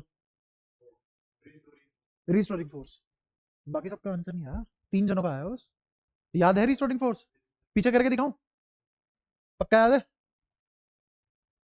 याद है रिस्टोरिंग फोर्स? तो अगर रिस्टोरिंग फोर्स ये आ चुका है तो टाइम पीरियड का फॉर्मूला होता है 2 pi under root m by k. ये जो मास लिया है किसका मास है? रिंग का, चार्ज का, किसका मास है? चार्ज का। जो ऑसिलेट करता है उसी के तो मास लेंगे, तो ये किसका मास है? चार्ज का। ये क्या है? कांस्टेंट। इस कांस्टेंट की वैल्यू बताओ क्या है? ये रही के क्यू। अच्छा, ये वाला जो के है और ये वाला कांस्टेंट अलग अलग है, ये वाला के, ये वाला के अलग अलग है, इसको के डैश बोल देता हूं। ये क्या है? Coulombian constant. और ये क्या है? Restoring force constant. तो T equals to 2 pi under root mass of charge q divided by k. कितना है? के कैपिटल क्यू क्यू और ऊपर आर क्यू। टाइम पीरियड तैयार। कोई दिक्कत? तो अगर तुम्हें छोटी छोटी हरकतें आती हो, अगर तुम्हें छोटी छोटी चीजें आते हो, रिलेट करते करते तुम कितनी भी दूर जा सकते हो। रिंग में ही इतनी सारी बातें हो सकती है, ऐसे हर एलिमेंट लेके उतनी सारी बातें की जा सकती है। इलेक्ट्रोस्टैट में पढ़ने को है ही क्या? कुछ भी नहीं है, ये पढ़ाता रहूं कि क्यू बाय आर स्क्वायर होता है, बस यही पढ़ाता रहूं। तो चीजें कहाँ अच्छी बनती हैं? इलेक्ट्रोस्टैट पढ़ने का मतलब ही क्या है अपने आप में? कि उसको रिलेट कर करके देखो ना। किससे क्या हो सकता है किससे क्या नहीं, तभी तो न्यूमेरिकल कर पाओगे। अब दुनिया की ये फिजिक्स स्टफ क्यों है, क्यों नहीं कर पाते वो न्यूमेरिकल? पढ़ते हैं फॉर्मूला, आती है सिचुएशन, सवाल में तो सिचुएशन पूछी जाती है ना, और तुम क्या घर से पढ़ के जाते हो, ये है फॉर्मूला, लगा लो उसे, तो कुछ भी नहीं होगा उससे। ठीक है, तो यहाँ पे रिंग इनफ करते हैं, तो वैसे और भी बहुत सारी चीजें हैं इसमें बताने को, बट वो और कहीं की है, यहाँ की नहीं है।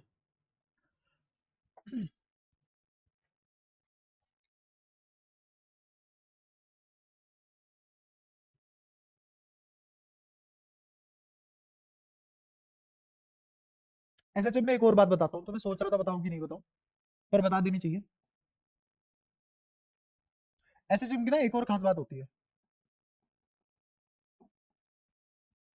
अभी तुम्हें ये तो पता है ना कि जितना मैंने बता दिया कब एसएचएम होगा कब एसएचएम नहीं होगा, कब एसएचएम होगा कब एसएचएम होना ना इतना आसान भी नहीं है जितना हमें लगता है। अगर तुम किसी सिंपल हार्मोनिक मोशन को देख पा रहे हो तो गारंटी है वो सिंपल हार्मोनिक मोशन तो नहीं है। ध्यान से सुनना अगेन क्या बोल रहा हूँ, बात बोली गई है, अगर तुम किसी पार्टिकल को ऑब्जर्व कर पा रहे हो और तुम देख पा रहे हो कि ये सिंपल हार्मोनिक मोशन कर रहा है, तो गारंटी है वो सिंपल हार्मोनिक मोशन नहीं है। मतलब सिंपल हार्मोनिक मोशन के लिए जो हम दूरी लिखते हैं एफ बराबर माइनस के एक्स, वो एक्स बहुत छोटा होता है, वो एक्स बहुत छोटा होता है, इतना छोटा हम ऑब्जर्व नहीं कर सकते उसको, तब जाके वो एसएचएम कर पाएगा, वरना वो एसएचएम नहीं कर पाएगा। जैसे दोबारा से अगर एक और रिंग बनाए और इस बार मैंने एक्स ये ले लिया और आर ये ले लिया, लेकिन इस बार उसने ये नहीं बोला कि आर बहुत ज्यादा बड़ा है एक्स, ये नहीं बोला गया, ऐसा कुछ भी नहीं है। तुमने सेंटर से माइनस क्यू डिस्प्लेस करवाया, कितना एक्स, कितना डिस्प्लेस करवाया एक्स डिस्प्लेस करवाया, रिंग के ऊपर है चार्ज प्लस क्यू, क्या ये एसएचएम करेगा? अगर मैं तुम्हें ये वाली बात ना बताता, ये वाली बात ना बताता, तुम बोलते हाँ करेगा, क्यों? क्योंकि अभी भी जब माइनस क्यू यहां पहुंच जाएगा तो क्या रिंग इस पे वापस फोर्स लगाएगी, क्या वापस अपनी मेन पोजीशन की तरफ आएगा, आएगा? फिर इस पोजीशन पे रुकेगा थोड़ा ना, यहाँ वेलोसिटी मैक्सिमम होगी लेकिन फोर्स जीरो होगा, वेलोसिटी मैक्सिमम होगी लेकिन फोर्स, तो इनर्शी की वजह से यहाँ नहीं रुकेगा, आगे तक जाएगा। जब ये आगे जा रहा होगा ये प्लस क्यू बोलेगा भाई तो माइनस है ना, वापस आ वापस आ, तो ये फिर उधर जाएगा। क्या ऐसे ऐसे करेगा? क्या इसको एसएचएम नहीं बोलेंगे आप? इसको एसएचएम नहीं बोलेंगे, ये ऑसिलेशन है, ये क्या है ऑसिलेशन। तो अब ये ऑसिलेशन तो करेगा बट एसएचएम नहीं करेगा, will do oscillation not SHM. SHM की कंडीशन क्या है? ये एक्स बहुत छोटा होना चाहिए, ये एक्स बहुत छोटा होना चाहिए। हम्म, जो उसके सेंटर पे फोर्स थी वो नहीं, पहले वाली सिचुएशन है अभी भी, बट एसएचएम नहीं हो रहा बस। अब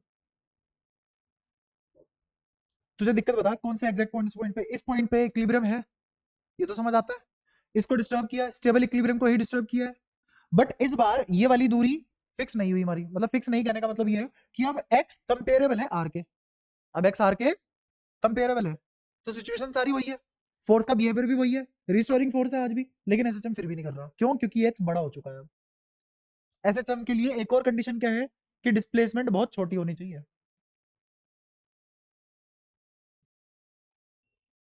तो हर जगह एसएचएम मत लगा देना, क्योंकि इससे पहले तुम ये रट के बैठ गए होंगे, अगर मैं ये ना बताता तुम पक्का रखते कि एक रिंग है उसके सेंटर पे माइनस क्यू है, डिस्प्लेस करा दो, चाहे अपने गांव लेके चले जाओ चार्ज को साले को, पर एसएचएम करेगा, ये बात गलत है। ऑसिलेशन करेगा, एसएचएम नहीं करेगा। एसएचएम कब करेगा? पहला, जब स्टेबल इक्विलिब्रियम डिस्टर्ब हो, दूसरा जो डिस्टर्बेंस है जो डिस्प्लेसमेंट है वो बहुत ज्यादा छोटी होनी चाहिए। समझ आ गया? और छोटे बड़े कैसे पता लगते हैं? कंपेयर करके तो पता लगते हैं। तो अगर मैं आर से कंपेयर करूं एक्स को, तो एक्स आर से बहुत छोटा आना चाहिए, तो होगा एसएचएम। लेकिन अगर आर और एक्स आपस में कंपेरेबल हैं, मतलब जैसे एक्स आधा है आर के, या एक्स वन थर्ड है आर के, या फिर एक्स वन एट है आर के, तो क्या कंपेयर कर पा रहा हूँ एक्स और आर को? तो अभी एसएचएम नहीं करेगा, ऑसिलेशन करेगा। क्लियर है? तो अब इसका टाइम पीरियड का फॉर्मूला नहीं निकाल पाओगे तुम। टाइम पीरियड का फॉर्मूला कब निकाल पाओगे? जब एसएचएम होगा। ये सारी बात समझ में आती है तुम्हें? एक एक बात था बता।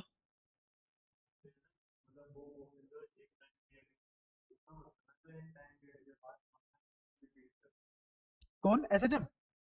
तो ऑसिलेशन क्या होता है? हाँ, एक टाइम पीरियड के बाद खुद को रिपीट करते हैं, बट हर ऑसिलेशन एसएचएम, लेकिन हर एसएचएम ऑसिलेशन कर चुके हैं हम, ऐसी ऐसी बातें। हाँ, बट एसएचएम नहीं है, नहीं निकल सकता ना। बता हमने कब time period of oscillation define किया, और उसी को एसएचएम बोल देते हैं। तो असलियत में हमने एसएचएम का ही टाइम पीरियड पढ़ रखा है, ऑसिलेशन का थोड़ी ना पढ़ रखा। हाँ हाँ।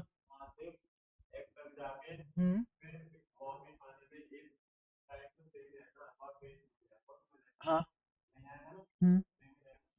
बिल्कुल। पर फिर भी उसका formula T equals to 2 pi under root L by G या फिर एम बाई के नहीं होगा, है ना, क्योंकि वो ड्राइव करके आता है। अभी तुम्हारी बातें कहाँ दिक्कत है, कहाँ नहीं तुम्हारी दाल गल रही, क्योंकि तुमने वो चैप्टर अच्छे से नहीं पढ़ रखा जिसकी मैं बात कर रहा हूँ। तो अब मैं सिर्फ उतनी बातें बता रहा हूँ जिससे मेरा काम निकल जाए और तुम्हारा काम निकल जाए, पूरे से चंद तो नहीं पढ़ा रहा। जब वो पूरा अच्छे से पढ़ाया जाता या पढ़ाया जाएगा तब तुम्हें वो भी सारी बातें समझ में आएगी, है ना। अभी तुम्हें जो इलेक्ट्रो साइड में समझ में आ रहा है वो तुम्हें उस लेवल पे समझ में आ रहा है जो तुम्हारे आसपास नॉर्मल बच्चे को नहीं समझ में आता होगा। स्कूल खुल चुके हैं सबके, पता कर लेना क्या हो रहा है क्या नहीं। तो सिर्फ फॉर्मूले ही चल रहे हैं, अंडरस्टैंडिंग नहीं चल रही, ठीक है। क्योंकि अंडरस्टैंडिंग के लिए क्या लगता है, सामने वाले की मेहनत और तुम्हारी बुद्धि। और बच्चों को एक ही चीज से नफरत है, बुद्धि ना लगानी पड़ जाए, है ना। साउथ की मूवी देखने में तभी तो मजा आता है, बुद्धि नहीं लगानी पड़ती। और कोई भी अच्छी सीरीज देखने में, शर्लॉक होम्स वगैरह देखने में क्यों दिक्कत आती है लोगों को, हर कोई नहीं देखता, बुद्धि लगानी पड़ती है ना। तो जहां भी बुद्धि लगती है इंसान की, गायब हो जाता है इंसान वहां से। ये जो मैं मेहनत करा रहा हूँ, रिंग करा रहा हूँ, फिर डिस्क भी करा दूंगा, फिर वायर भी कराऊंगा, ये सब चीजें क्यों करा रहा हूँ, क्योंकि जब तुम कैपेसिटर पढ़ो, क्योंकि 2 चैप्टर है ना, तो कैपेसिटर में तुम्हें चीजें अच्छे से समझ में आए। फिर कैपेसिटर में जिस तरीके से पढ़ा दूंगा फिर तुम करंट इलेक्ट्रिसिटी अच्छे से रिलेट कर पाओ, वरना लिटरली बता रहा हूँ झूठी पढ़ते रह जाओगे। 12th का सिलेबस में इतनी सारी झूठी बातें, जैसे तुम जब करंट इलेक्ट्रिसिटी पढ़ लोगे स्कूल में और जब यहाँ से पढ़ के जाओगे, तो तुम जब अपने वाली चीजें बताओगे कि यार करंट तो ये होता है, तो सामने वाला बोलेगा इसको कुछ नहीं आता है, कुछ भी पढ़ के बैठा है। जबकि कभी भी कोई न्यूमेरिकल आएगा तो जो मैं बताऊंगा वो बात काम आएगी, उससे आंसर सही आएगा। और जो तुम मिथ पढ़ के जा रहे हो उससे आंसर नहीं आएगा, कोई भी तुम्हें कहीं भी लाके खड़ा कर सकता है जहां तुम कंफ्यूज हो जाओ। तो अगेन उस चीज के लिए मेहनत लगेगी ना। अगर एग्जाम में तुम्हें अपना आधा घंटा बचाना है तो यहाँ कम से कम 3 घंटे बर्बाद करने पड़ेंगे, ये सच है। जैसे लास्ट वाला क्वेश्चन मैंने कराया तुम्हें, अब मैं दोबारा वही वाला क्वेश्चन कराऊं कि 3 धागे लटके हुए हैं, है ना, और 3 चार्ज कल किया था हमने लास्ट में क्वेश्चन, वो बहुत बड़ा लगा। अब मैं ऐसे 3 4 क्वेश्चन करवा दूं, 5वां तुम खुद ही कर लोगे और कम टाइम में करोगे, आधी चीजें तुम लिखोगे भी नहीं, है ना। जैसे अगर एग्जाम्पल के तौर पे ये वाला जो हमने आज किया है, ये वाला जो फोर्स हमने 1 सेकंड में निकाला है और रेडियस लिखा है a/√3, तो क्या मैंने जो कल सीखा था वो आज इस्तेमाल कर लिया? लेकिन कल सीखने में टाइम लगा था ना इसको, कल 10 मिनट खाई थी इसमें, कल की 10 मिनट आज मेरे को 1 सेकंड में काम करके दी गई। तो मैंने आज के दिन कितनी मिनट बचाई है, कल वाली 10 खर्च करके आज 1 ही सेकंड में तो लिखा हमने, तो 10 की 10 मिनट ही बचाई है। ऐसे ही जब तुम यहाँ बहुत सारा टाइम लगा के जाओगे तब जाके एग्जाम में तुम्हारा टाइम बचेगा, तब तुम वहां पे चीजें खटाखट कर रहे होंगे, ठीक है।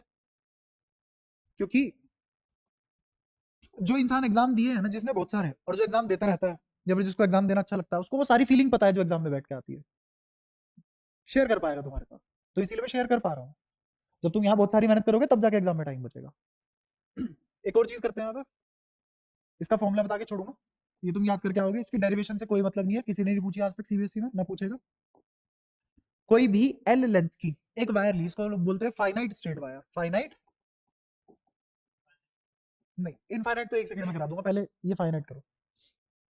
इसका मतलब समझ रहे हो, S T dot straight wire, ठीक है।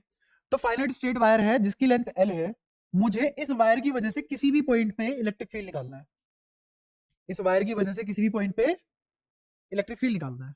इससे पहले एक छोटी सी चीज पढ़ लो जिसका नाम होता है चार्ज डेंसिटी, चार्ज डेंसिटी। जैसे मास डेंसिटी 3 टाइप की होती थी, linear mass density, areal mass density, volumetric mass density, ऐसे ही चार्ज डेंसिटी भी 3 टाइप की होती है, एक लीनियर चार्ज डेंसिटी, फिर एरियल चार्ज डेंसिटी, फिर वॉल्यूमेट्रिक चार्ज डेंसिटी। तो किसी एल लेंथ पे अगर क्यू चार्ज फैला हुआ है तो 1 यूनिट लेंथ पे क्यू बाय एल चार्ज फैला होगा, इसी को बोलते हैं लीनियर चार्ज डेंसिटी। इजी, कोई दिक्कत? ऐसे ही अगर किसी ए एरिया पे क्यू चार्ज फैला हुआ है तो एक यूनिट एरिया पे क्यू बाय ए चार्ज फैलेगा, इसी को बोलते हैं एरियल चार्ज डेंसिटी। ऐसे ही अगर किसी वी वॉल्यूम पे क्यू चार्ज फैला हुआ है तो एक यूनिट वॉल्यूम पे इतना चार्ज फैलेगा, इसी को बोलते हैं वॉल्यूमेट्रिक चार्ज डेंसिटी। ये सब बातें समझ में आई है? अब मैं तुमसे बोल रहा हूं इस वायर पे नेट चार्ज है क्यू, इस वायर पे नेट चार्ज है क्यू, और लेंथ कितनी है एल, लेंथ कितनी है एल, तो क्या इसके क्यू बाय एल को ही लैम्डा बोलेंगे? कर लो वेरीफाई। समझ आया? तुमसे पूछा गया किसी भी जनरल पॉइंट पे, मान लो ये पॉइंट यहां लाई करता है, इस पॉइंट पे इस वायर की वजह से इलेक्ट्रिक फील्ड निकालना है, तो मैं एल्गो में तोड़ता हूं इस बात को। सबसे पहले तुम क्या करोगे, सबसे पहले कोई भी एक एलिमेंट मान लोगे, कहीं भी पूरी वायर पे कोई भी एक एलिमेंट मान लोगे, कहीं भी मान लो वो तुमने एलिमेंट माना डीएल का, कौन सा एलिमेंट माना? डीएल एलिमेंट मान लिया। दूसरा ये था स्टेप वन। दूसरा स्टेप क्या है, इस चार्ज से परपेंडिकुलर दूरी आके रुक जाओगे और उस दूरी को मेजर कर लोगे। मान लो ये दूरी निकली आर, ये दूरी कितनी आर, आर क्या है? Perpendicular distance between point and wire, between point and, इस दूरी के अलावा मुझे किसी और दूरी से मतलब नहीं है, एलिमेंट तुम कहीं भी ले सकते हो। इस एलिमेंट की वजह से इस पॉइंट पे क्या एक छोटा सा इलेक्ट्रिक फील्ड डी इधर आएगा, आएगा, इस छोटे से एलिमेंट की वजह से डी इलेक्ट्रिक फील्ड इधर आएगा, है ना? अच्छा अब अगर मैं इन सभी एलिमेंट की वजह से इस पॉइंट पे डी जोड़ दूं तो क्या इलेक्ट्रिक फील्ड नहीं आ गया पूरी वायर की वजह से? समझ में आ रहा है क्या क्या बोले जा रहा हूं? ऋषभ पक्का समझ आ रहा है? अगर मैं बहुत सारे डीएल, एक डीएल एलिमेंट यहां ले लूं, इसकी वजह से इलेक्ट्रिक फील्ड यहां आएगा, एक डीएल एलिमेंट यहां ले लूं, इसकी वजह से इलेक्ट्रिक फील्ड यहां आएगा, ऐसे कितने डीएल एलिमेंट लेने पड़ेंगे? इनफाइनाइट। तो उन सभी इनफाइनाइट डीएल एलिमेंट की वजह से इस पी पॉइंट पे सभी इलेक्ट्रिक फील्ड को जोड़ दूं तो क्या नेट इलेक्ट्रिक फील्ड नहीं आ गया? तो इसका मतलब इस वायर की वजह से इलेक्ट्रिक फील्ड आ गया। ये कह रहा हूं, समझ आया? पता है मेरे को किस दिन अच्छा लगेगा ऋषभ? जिस दिन तुम खुद से पूछ लेगा रोक के कि ये बात बताओ, तब मैं टेंशन फ्री हो जाऊंगा कि तुम पूछ लेते हो और मैं स्पीड बढ़ा दूंगा अपनी। डी, ये एक की वजह से दिखाया, ऐसे कितने और डीएल होंगे? इनफाइनाइट। उन सभी की वजह से इलेक्ट्रिक फील्ड जोड़ दूं तो नेट इलेक्ट्रिक फील्ड आ जाएगा। इनफाइनाइट चीजों को कैसे जोड़ते हैं? ऐसे जोड़ते हैं या ऐसे जोड़ते हैं? पहला कि दूसरा? हाँ, सीधा नतमस्तक इन फ्रंट ऑफ नाग देवता, है ना? बट दिक्कत पता है क्या है, ये तो वेक्टर क्वांटिटी है, वेक्टर इंटीग्रेशन थोड़ी ना आता है तुम्हें, तुम्हें वेक्टर अलजेब्रा ढंग से नहीं आती, वेक्टर इंटीग्रेशन कहां से आएगा? तो मैं वेक्टर को इंटीग्रेट नहीं कर सकता। अब समस्या आ गई, अब बताओ कैसे सोल्व करेंगे? देखो कहने को कहानी बहुत आसान थी, सभी डी को जोड़ दो तो क्या आ गया? Net electric field. बट ये सारे के सारे डी क्या है? वेक्टर, और सभी वेक्टर को जोड़ेंगे तो वेक्टोरिकली जोड़ना पड़ेगा ना, और इनफाइनाइट वेक्टर को जोड़ने के लिए इंटीग्रेशन चाहिए होगी। वेक्टर इंटीग्रेशन हमें आती नहीं है, वो तो तुम बाद में पढ़ोगे जब बीटेक वगैरह सेकंड ईयर गोस थ्योरम वगैरह ये सब पढ़ोगे। गोस थ्योरम यहाँ की अलग है, वहां भी है गोस थ्योरम, स्टोक्स थ्योरम, गोस थ्योरम, ये सब है वहां पे। हम्म, हाँ, मैं इसको किस में कन्वर्ट करूंगा? कॉम्पोनेंट में कन्वर्ट करूंगा। कॉम्पोनेंट का फायदा क्या होगा? यही वेक्टर की खूबसूरती है, एक कॉम्पोनेंट तो इधर टूटेगा जिसका नाम क्या होगा? मान लो अगर ये थीटा है तो ये वाला एंगल क्या होगा? थीटा। तो ये क्या बनेगा? समझ में आया? और ये क्या बनेगा? ऐसे ही एक डी यहां भी आएगा, ये वाला एंगल मान लो थीटा बनता तो ये वाला एंगल कितना होगा? थीटा 2 बराबर नहीं होंगे एंगल। क्या इस लाइन से हर डीएल अलग अलग एंगल बनाएगा इसके साथ, है ना?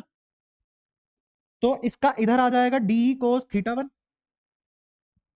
और यहां जाएगा डी साइन, कौन था जो तुम में से कैंसिल करवा रहा था इनको? हो जाएंगे कैंसिल? भाई साहब एंगल अलग अलग है सबका, कैंसिल नहीं होंगे, कैंसिल नहीं होंगे।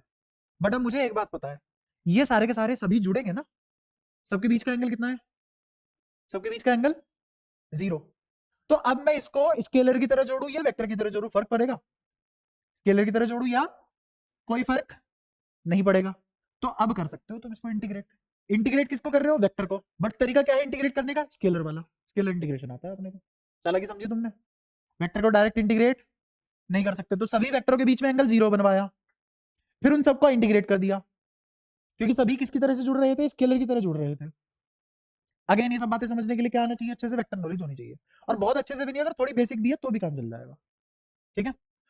तो सभी वेक्टर को अगर मैं इस डायरेक्शन में सभी वेक्टर को जोड़ दूं तो क्या एक्स एक्सिस में नेट इलेक्ट्रिक फील्ड आ जाएगा, और ऐसे ही वाई एक्सिस में जितने भी वेक्टर हैं तो सबके बीच एंगल 0 है या सबके बीच एंगल 180, तो ये भी प्लस माइनस ही हो रहे होंगे स्केलर की तरह, ये भी तो नंबरों की तरह जुड़ रहे होंगे, तो अब इनका भी वेक्टर किया जा सकता है, वेक्टर कह रहा हूं इंटीग्रेशन किया जा सकता है।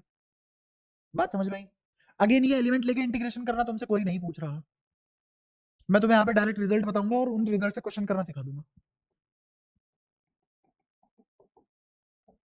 अगेन फॉर्मूला पढ़ने के लिए भी समझ चाहिए, फॉर्मूले को समझोगे तभी लगा पाओगे। आर हमेशा क्या होगा, जिस पॉइंट पे इलेक्ट्रिक फील्ड निकाल रहे हैं और वायर के बीच की परपेंडिकुलर दूरी, आर हमेशा क्या होगा, जिस पॉइंट पे इलेक्ट्रिक फील्ड निकाल रहे हैं और वायर के बीच की परपेंडिकुलर दूरी, ठीक है। इस वायर का ये वाला एंड, इस वायर का ये वाला एंड एंगल बनाएगा अल्फा, एंगल बनाएगा अल्फा, इस वायर का ये वाला एंड एंगल बनाएगा बीटा, और डायरेक्शन देखो मैंने क्या लिया, बीटा की डायरेक्शन कैसी है, क्लॉकवाइज, बीटा की डायरेक्शन कैसी, अल्फा की डायरेक्शन कैसी, एंटी क्लॉकवाइज, हाँ, अल्फा कैसा है, घड़ी ऐसे चलती है क्लॉकवाइज, और बीटा एंटी क्लॉकवाइज, ठीक है। तो अल्फा कैसे डिफाइन किया हमने, क्लॉकवाइज, बीटा एंटी क्लॉकवाइज, ठीक है। जो तुम ई एक्स लोगे, ई एक्स इसको या फिर बोलो perpendicular component of electric field, किसके परपेंडिकुलर, वायर, मैं कौन से इलेक्ट्रिक फील्ड निकाल रहा हूं जो वायर के परपेंडिकुलर है, तो E perpendicular to wire is equal to k, lambda क्या है बताना जरा, मतलब net charge upon net length, तो क्यू बाय एल, तो ये आ जाएगा के लैम्डा बाय, बीच की दूरी क्या है इनकी आर, अंदर sine alpha plus sign beta, sine alpha plus sign beta. अगर ये वायर नेगेटिव चार्ज होता है इस पे, इस वायर पे कैसा चार्ज होता, तो लेमडा भी कैसा होता, नेगेटिव, इलेक्ट्रिक फील्ड कहां होता, अंदर की तरफ, लेकिन होता तो तब भी परपेंडिकुलर ही ना, ठीक है। क्या नेट इलेक्ट्रिक फील्ड है ना, ये नेट इलेक्ट्रिक फील्ड वो है जो सिर्फ और सिर्फ परपेंडिकुलर है, एक और डायरेक्शन में भी इलेक्ट्रिक फील्ड आएगा वाई एक्सिस में, उसको बोलेंगे पैरेलल कंपोनेंट, क्या बोलेंगे, पैरेलल कंपोनेंट। तो जो अब मैं फॉर्मूला लिखने जा रहा हूं, जो अब मैं फॉर्मूला लिखने जा रहा हूं वो तब है जब तुम इलेक्ट्रिक फील्ड अल्फा की डायरेक्शन में लो, क्या मैं अल्फा ऐसे गया ऊपर की तरफ, यहां से अल्फा कैसे नापा मैंने, ऊपर की तरफ, तो इलेक्ट्रिक फील्ड भी पैरेलल वाला कौन सा, ऊपर की तरफ, तो इसको बोलेंगे ई पैरेलल, क्या बोलेंगे, ये आएगा k lambda by r cos alpha minus cos beta. Again ये फॉर्मूला कब है, जब तुमने ई पैरेलल ऊपर की तरफ लिया है अल्फा की डायरेक्शन में, समझ में आया, तो ये दो सिचुएशन याद रखनी है, ये फॉर्मूला हमने कब क्या मान के लिखा है उस पर डिपेंड करेगा सवाल कैसे होगा। हाँ बता, अगर तुम इसको नीचे बनाओगे तो तुमने अल्फा के अपोजिट लिया है, तो यहां पे क्या आ जाएगा माइनस, इस माइनस को अंदर भेजोगे तो फॉर्मूला क्या लिखा जाएगा, cos beta minus cos alpha. क्या सेंस बदलने पे फॉर्मूला चेंज हो रहा है, इसीलिए तुम्हें स्टैंडर्ड ध्यान रखना है कि हमने किस तरीके से डिराइव किया है, उसके हिसाब से क्वेश्चन होगा, प्लेन फॉर्मूला लगाने से क्वेश्चन नहीं होगा। जैसे एक छोटा सा एग्जांपल ले लेता हूं, लगे हाथ, ताकि तुम्हें क्लियर हो जाए कुछ कुछ चीजें। ये वायर, इस पे मान लो चार्ज डेंसिटी है 3 कूलम्ब पर मीटर, कितनी है 3 कूलम्ब पर मीटर, इससे 1 मीटर ऊपर इस पॉइंट पे तुम्हें इस वायर की वजह से इलेक्ट्रिक फील्ड निकालना है, नेट इलेक्ट्रिक फील्ड निकालना है, इस वायर की वजह से नेट इलेक्ट्रिक फील्ड निकालना है 1 मीटर ऊपर, ये एंगल कितना है तुम्हारा, मान लो 60 और ये एंगल है 30, वैसे असलियत में होगा ये, हाँ 30 सही है। बताओ कैसे करोगे, गर्मा गर्म ताजा ताजा सवाल फटाफट कर दो। यहां क्या आएगा, ई परपेंडिकुलर, और जिस डायरेक्शन में अल्फा लेते हैं उसी डायरेक्शन में क्या आता है, ई पैरेलल, है ना। तो 60 कैसे लिया तुमने, ऐसे, और 30 ऐसे लिया है। अब डिपेंड करता है अल्फा बीटा किसको डिफाइन कर रहे हो, बताओ अल्फा किसको लेना पसंद करोगे, 30 को कि 60 को, 60 को। अगर तुमने अल्फा 60 को लिया है तो ई पैरेलल इधर लिख दो, है ना। अब मैं डायरेक्ट वैल्यू लिखूंगा के लैम्डा कितना है 3 बाय आर कितना है 1 इनटू में, क्योंकि ये perpendicular sine alpha plus sign beta, sine alpha कितना 60, साइन 60 √3/2, साइन 30 आधा, तो क्या ये आ गया √3/2 प्लस आधा, मतलब ऐसे लिखा जा सकता है इसको। क्लियर है। ऐसे ही ये ई पैरेलल क्या आएगा के इंटू 3/1, ये तो सेम ही है ना। यहां क्या लिखा जाएगा कोस अल्फा, अल्फा क्या लिया तुमने 60, तो कोस अल्फा मतलब कोस 30, कोस 30 कितना होता है आधा, माइनस,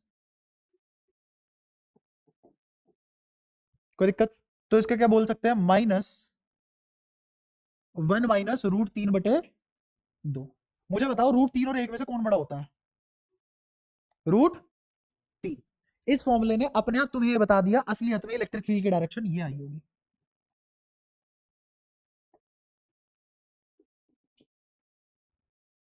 क्योंकि ये सोल्व करके क्या आया नेगेटिव, नेगेटिव आने का मतलब क्या है असलियत में किधर है इलेक्ट्रिक फील्ड की डायरेक्शन इधर है, और ई पैरेलल ऊपर है, तो रिजल्टेंट कहां आएगा यहां कहीं आएगा, ये होगा ई रिजल्टेंट।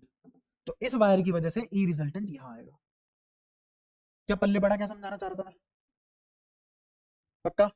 और ये ई रिजल्टेंट निकालोगे कैसे, ई रिजल्टेंट निकालोगे कैसे, हाँ ई परपेंडिकुलर का स्क्वायर प्लस ई पैरेलल का स्क्वायर। क्या ई नेट आ गया यहां से, ई नेट का गेन क्या आया सिर्फ और सिर्फ मैग्नीट्यूड आया। एंगल कैसे निकालोगे, हाँ ठीक है। इसके बाद सब सारी कहानी वेक्टर की है, इलेक्ट्रोस्टैटिक यही खत्म। इसके बाद जो भी सोल्व करने में काम आएगा वो क्या होगा वेक्टर अलजेब्रा, कि दो वेक्टर को जोड़ते कैसे, दो वेक्टर के बीच में रिजल्टेंट की डायरेक्शन कैसे निकालते हैं। ठीक है, क्या ये सारी की सारी बातें क्लियर है, कुछ हाँ बीच में रखा होता 45 को कर रहा है। देख बढ़िया चीज बताता हूँ, अगर इतना झांक ही रहा है तो एक ही बारी में खत्म कर देता हूँ कलेश। आगे ज्यादा ये एल लेंथ है, ये भी थीटा, ये भी थीटा, ऊपर क्या आएगा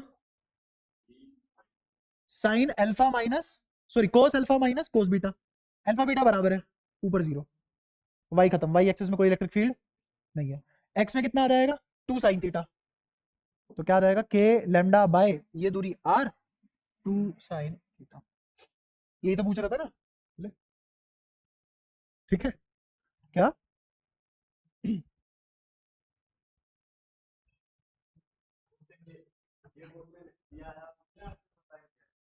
क्या क्वेश्चन, अरे भाई समझा रहा था कैसे कैसे करते हैं, डेरिवेशन कैसे करते हैं वो समझा रहा था।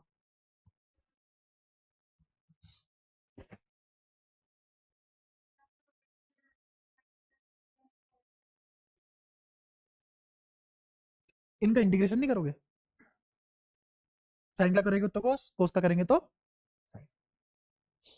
आगे मैंने डेरिवेशन नहीं करवाई, मैंने डायरेक्ट क्या लिखा रिजल्ट, और वो रिजल्ट को समझा दिया अप्लाई कैसे करते हैं, है ना। बिल्कुल वैसे ही जैसे कलाम्स लॉ की डेरिवेशन थोड़ी ना देखी है तुमने, है ना। बट मैंने तुम्हें इस कदर समझा दिया वो फॉर्मूला तुम कहीं भी लगा सकते हो, ऐसे ये फॉर्मूला समझा है कहीं भी लगा सकते हो, डेरिवेशन नहीं करवाई। ठीक, क्योंकि डेरिवेशन कोई नहीं पूछ रहा। हो रहा है फील कुछ कुछ ऐसा कि स्कूल वाले क्या ही पूछ लेगा हमसे, होने तो दे पेपर, है ना। चैलेंज था ना तेरे को, बोल दिया पूछ लो भाई जो पूछना। यहाँ तक क्लियर है सारी बातें, ये भी समझ आया सबको। यहाँ पे ई वाई कितना या ई पैरेलल कितना आ गया 0, और ई परपेंडिकुलर कितना आ गया 2k lambda by r sine theta. ठीक है, सारी बातें क्लियर है यहाँ तक। अब इसी को मैं अगली क्लास में तुम्हें रिलेट करवाऊंगा, अगर सब कुछ पढ़ के आओगे तो बहुत तेज चल लेंगे हम, यार तेज चलने दो मेरे को थोड़ा सा ना, पढ़ के आया करो। तो अगर तुम पढ़ के आते हो थोड़ा सा तेज चले तो मैं अगली क्लास में तुम्हें और भी बहुत कुछ करा दूंगा, और फिर गोस लॉ पे जंप कर जाएंगे।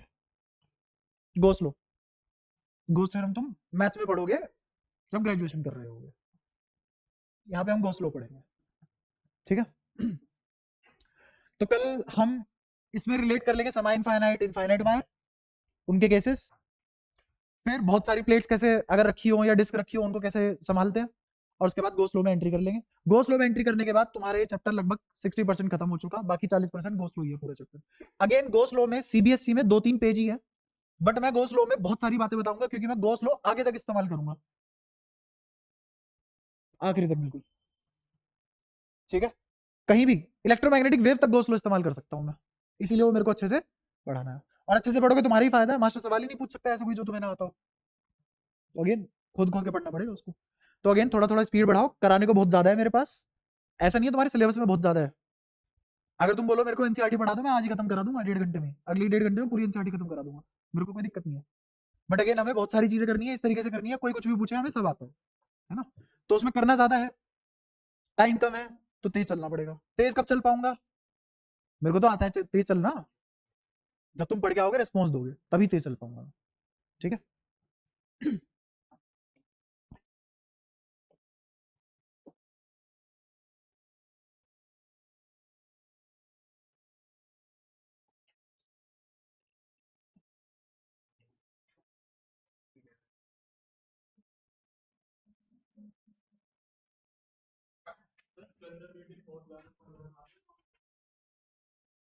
डिपेंड करता है सिचुएशन क्या है। एक कंजर्वेटिव फोर्स है जिसका तो नाम जानता हो, ग्रेविटेशनल फोर्स, पता लगा वो कोई फोर्स ही नहीं है, फील्ड इफेक्ट है वो बस, तभी तो ग्रेडियंट लग रहा है। तो सिचुएशन वाइज है भाई, कितना है कितना नहीं, कौन सी चीज कितनी टफ बन जाती है।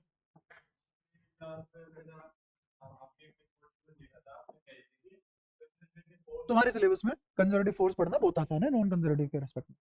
हाँ, तुम्हारी क्लास में वैसे तो सिचुएशन है, और सिचुएशन तो तुम अपने सिलेबस से बाहर निकलोगे, फिजिक्स नेचर को पढ़ना कहते हैं फिजिक्स को, तो तू अगली सेकंड क्या बात बोलेगा, तेरा अगले सेकंड क्या बिहेवियर होगा, कौन सा फूफा कितना बुरा मान जाएगा, ये सब फिजिक्स के अंदर ही आता है, क्योंकि फिजिक्स का नाम है नेचर को पढ़ना। तो चीजें कितनी भी कॉम्प्लेक्स हो सकती है ना सिलेबस से बाहर निकलते ही। हाँ बता। नेगेटिव फोर्स, नहीं अभी नहीं कुछ कह सकते इसके बारे में, ये तुम्हारी सिलेबस में है ही नहीं कि मैग्नेटिक फोर्स कंजर्वेटिव है कि नहीं, है ही नहीं सिलेबस में। हाँ। हम्म। मैग्नेटिक पोटेंशियल एनर्जी तुम नहीं पढ़ोगे कभी भी। तो क्यों नहीं पढ़ रहे हो, क्योंकि अभी तुम्हारी औकात नहीं है उसको पढ़ने की, तो जब तक वो नहीं पढ़ रहे हो तब तक तुम्हें कैसे बता दूं कि वो है कि नहीं है, कभी होगा कभी नहीं होगा, कब होगा कब नहीं होगा। अभी तो बहुत सारी बातें हैं, सुनता तो जा, अभी जब तुम पहुंचोगे ना कौन से चैप्टर पे, फोर्थ चैप्टर जब तुम मेरे से पढ़ोगे, मैग्नेटिज्म, तो वहां तुम्हें और भी बहुत सारी बातें पता लगेगी कि तुम पिछले 4 चैप्टर में बहुत सारी बातें ऐसा मिथ पढ़ के आए हो, अब यहाँ क्लियर करो वो वाली चीजें। तो अभी बहुत बहुत कम पता है, उसी में बजता रहेगा, और मेरे से फिर वो एक दो बातें और निकलवाएगा, फिर उसमें कंफ्यूज होगा बाद में। तो पहले पूरी कहानी पढ़, पूरी कहानी पढ़ने के बाद उसमें फिर ढूंढ कैरेक्टर कौन कौन से हैं, फिर पूछ उनके बारे में। अभी तो क्योंकि जो तू पूछेगा ना वो तो पूछेगा कि मेरी नॉलेज कंप्लीट हो जाए, बट वो नॉलेज कंप्लीट करने में भी तो टाइम लगता है ना। यही बात है बस। ये क्या खोल दिया हमने। अच्छा ये भी तो करनी है, इसकी मैंने स्लाइड बना ली तुम्हारी, पता नहीं वो कौन सा शुभ दिन होगा जिस दिन मैं ये सारी निपटाऊंगा, एक ही क्लास में खत्म कर लेंगे पूरी। स्लाइड बना दी मैंने इनकी, ऐसे करते रहेंगे, क्वेश्चन आते रहेंगे, ये भी मैं तुम्हारे साथ डिस्कस करता रहूंगा सारे क्वेश्चन एनसीईआरटी के। शीट कर रहे हो तुम, वो जितनी शीट मैंने भेजी है वो सारी हो जानी चाहिए। जब गोस्लो शुरू करूंगा 3-4 शीट और भेजूंगा, वो और कर लेना, तुम्हारा चैप्टर बढ़िया कंप्लीट हो, फिर पूरे कंबाइंड चैप्टर की एक और शीट भेजूंगा, जिसमें सीबीएसई के अच्छे अच्छे टफ टफ पीवाईक्यू होंगे सारे।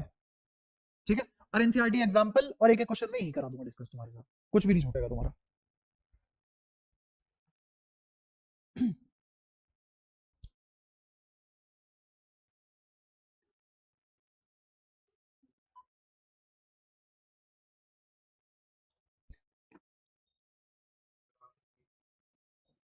फीस, कह रहा मैं क्यों पूछूंगा, मेरे को पागल हूँ मैं, फीस पूछूंगा फिर दूं भी वहीं, पूछू भी वहीं। कौन पूछा है। हाँ ठीक है, बताता हूँ, सभी बताता हूँ एक साथ, सभी बता दूंगा, अभी बता रहा हूँ, रुक जाओ, एक एक को बताने से बढ़िया सबको एक साथ। एक बार बस तुम्हें ये भेज दूँ।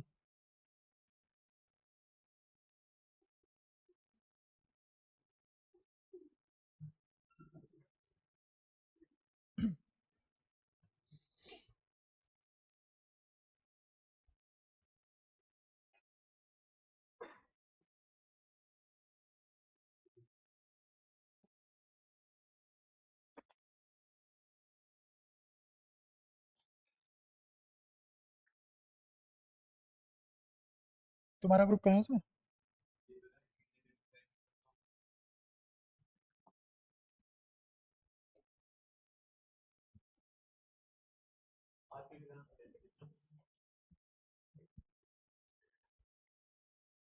क्लास तो मैं बताऊंगा ना कौन सी अच्छी थी, बहुत धीरे चले यार हम।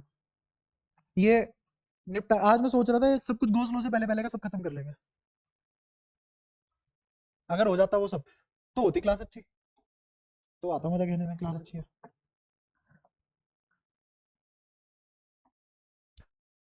देखो फीस का ये है कि अगर तुम पर मंथ देते हो तो है 1700 रुपये पर मंथ। ये है तुम्हारी नवंबर तक, नवंबर में तक मैं सिलेबस खत्म करा दूंगा तुम्हारा। ठीक है, एक साथ देते हो तो वही 1500 रुपये पर मंथ पड़ जाएगी तुम्हें, अगर वन टाइम पे कर देते हो। ठीक है, ये दिखाता है कि अच्छा तुम्हारी इतनी कमिटमेंट है मेरे साथ, तो ठीक है महीने का 200 रुपया कम दे दो, ये और कुछ नहीं, बस यही है। ठीक है, उसमें खैर सीबीएसई में तो नहीं है। कितने बच्चे थे तुम कॉम्पिटेटिव, गौरांग सुरांश और ये तीनों, तुम तीनों कॉम्पिटेटिव वाले भी हो है ना, तुम्हारा बैच अभी शुरू होगा। तो कॉम्पिटेटिव एग्जाम में जो भी ज्वाइन करेगा उसका ये है कि, क्योंकि यहाँ तो फीस कुछ भी नहीं है, कॉम्पिटेटिव एग्जाम में 3 सब्जेक्ट होते हैं, तीनों सब्जेक्ट मिला के 1 लाख रुपए फीस बैठती है, एडवांस नीट वगैरह की। उसमें है कि अगर तुम मान लो पढ़ रहे हो यहाँ पे और तुम एक बच्चा लेके आते हो तो तुम्हारी फीस आधी हो जाती है। ये सिर्फ मैंने किया है, वो भी इसी साल बस, है ना। तो यहाँ पे तो है ये सब, यहाँ पे नहीं है। यहाँ पे इसलिए नहीं है क्योंकि है ही कितना सही, कुछ भी नहीं है। मतलब तुम्हारे लिए देने को तो ज्यादा ही है, पर जो लेता है उसके लिए कम है ना। लेने वाले को कम लगता है और देने वाले को ज्यादा लगता है ना? कोई शर्म नहीं है इस बात में, है सच है, क्या कर सकते हैं और क्या। तो और बताओ, और फीस के साथ किसी को कोई समस्या? 60 ट्रायल जिसकी पूरी होती रहेंगी, वो जब मूड हो तो दे जाना फीस, है ना। 60 ट्रायल फ्री है, वो तुम ले सकते हो। ठीक है, तो जो डे वन से आ रहे हैं, जैसे गुरांग तो डे वन से था या दूसरी क्लास से? दूसरी, तो तेरी अभी बची है ट्रायल, तेरी तो बहुत सारी ट्रायल बची है अभी, ताज़ा ताज़ा एकदम, है ना। तेरी भी बची है अभी ट्रायल, और तू पहली क्लास से आ रहा है ना। ठीक है, तो ये भी ठीक है। तो 60 ट्रायल इक्के दुक्के, तीन तीन चार लोगों की तुम्हारी पूरी हो चुकी है, बाकी अभी और लोगों की भी ट्रायल चल रही है, तो 60 ट्रायल एकदम फ्री है। ऐसा भी कर सकता हूँ मैं कि हाँ मान लो जैसे तुम्हारे रेफरेंस से कोई बंदा आया वो टिक गया, तो जो भी वो मेरे को 1700 फीस देगा मैं उसमें से तुम्हारी 200 माफ कर दूंगा, अगर तुम पर मंथ भी दे रहे हो। मेरा उद्देश्य है जितने ज्यादा बच्चे होंगे, मैं अपने बारे में बता सकता हूँ, जितना ज्यादा मेरे सामने बच्चा बैठा होता है मेरी एनर्जी उतनी ज्यादा होती है और मैं उतना ही अच्छा पढ़ा लेता हूँ। वरना जितना कम बच्चा होता है मेरे दिमाग के बैकग्राउंड में ये रहता है कि मैं क्या कर रहा हूँ, कुछ और कर सकता था बेटर, या फिर ये हो सकती थी चीजें, वो हो सकती थी, फलाना हो सकती थी, ढिमका हो सकती थी। लेकिन जब बच्चे ज्यादा होते हैं तो फिर मैं बिल्कुल ही उन्हीं का ही हो जाता हूँ एनवायरमेंट वाइज। तो तब मेरे दिमाग में कोई कंफ्यूजन नहीं रहती, कोई फंबल नहीं होता, बढ़िया टिप टॉप चलती है क्लास। मतलब अभी तुमने मेरा पीक नहीं देखा। हाँ, पीक तुम जब देखोगे जब एनर्जी का, जब बहुत सारे बच्चे हो जाएंगे, तो मैं उतना ही अच्छा पढ़ाता रहता हूँ जितने बच्चे जुड़ते चले जाते हैं। लेकिन इसका मतलब ये नहीं अभी खराब पढ़ा रहा हूँ, अभी भी मैं जो पढ़ा रहा हूँ उतना भी नहीं पढ़ाया जाएगा। तुम जैसे 60 ट्रायल यहाँ ली, ट्रायल देने का पर्पज ही यही है, हर दुकान पे जाके देखो किसका माल कैसा है, होता है ना। पनीर भाई साहब इस वाली दुकान का सबसे बढ़िया है, तो ऐसे चेक करो ट्रायल ले लेके साथ साथ। और भी जगह तो अगर तुम जाते हो या फिर इससे पहले तुमने कहीं फीस पढ़ी या फिर और कहीं पढ़ना चाहते हो फिजिक्स, तो कंपेयर करो अच्छे से दबा के। और मैं इसीलिए खुले में रिकॉर्ड भी करता हूँ, कौन सीबीएसई रिकॉर्ड कर रहा है, नहीं कर रहा, पीडब्ल्यू वालों के अलावा नहीं कर रहा। तो मैं तो कह रहा हूँ पीडब्ल्यू से कंपेयर कर लो, एलन नी लेवल से कंपेयर कर लो। मैं तो कह ही नहीं रहा है आसपास वालों से कंपेयर करो, मैं तो कह रहा हूँ सीधा इंटरनेशनल लेवल जो इंस्टीट्यूट है उनसे कंपेयर करो। पीडब्ल्यू से कर लो, एलन से कर लो, और कौन कौन से होते हैं बतेरे हैं अब तो, दुनिया भर के हैं। आई क्वांटा है उससे कंपेयर कर लो। हाँ, और और कौन कौन से हैं, टॉपर से है उससे कंपेयर कर लो, लक्ष्मी नगर वाला, उसकी भी बहुत सारी ब्रांच है इंडिया में। नारायणा, फिर जी किसी से भी कंपेयर करो जहाँ भी तुम्हें मिले। ठीक है, तो तुम्हें पता लग जाएगा क्या कंटेंट है, किसके क्वेश्चन कैसे हैं, किसकी शीट कैसी है। जब तुम पीडब्ल्यू वाले पढ़ोगे तो तुम्हें अपने आप पता लग जाएगा, 1.5 घंटे में कुछ नहीं करा आदमी ने। तो वहाँ पे बच्चा कंफर्टेबल किया जाता है बस। और मेरा ये रहता है बच्चों को कंफर्ट जोन से जैसे तैसे बाहर लिया जाऊँ, और उसे कंफर्ट जोन से बाहर अगर जीना आ गया तो मजा आ जाएगा भाई साहब, फिर होगी असली जंग शुरू। ठीक है, मिलते हैं अगली क्लास में। पढ़ के आना फिर से, वही स्लोगन बन चुका है अभी मेरा, क्लास में आने से पहले, क्लास में जाने के बाद पढ़ के आना।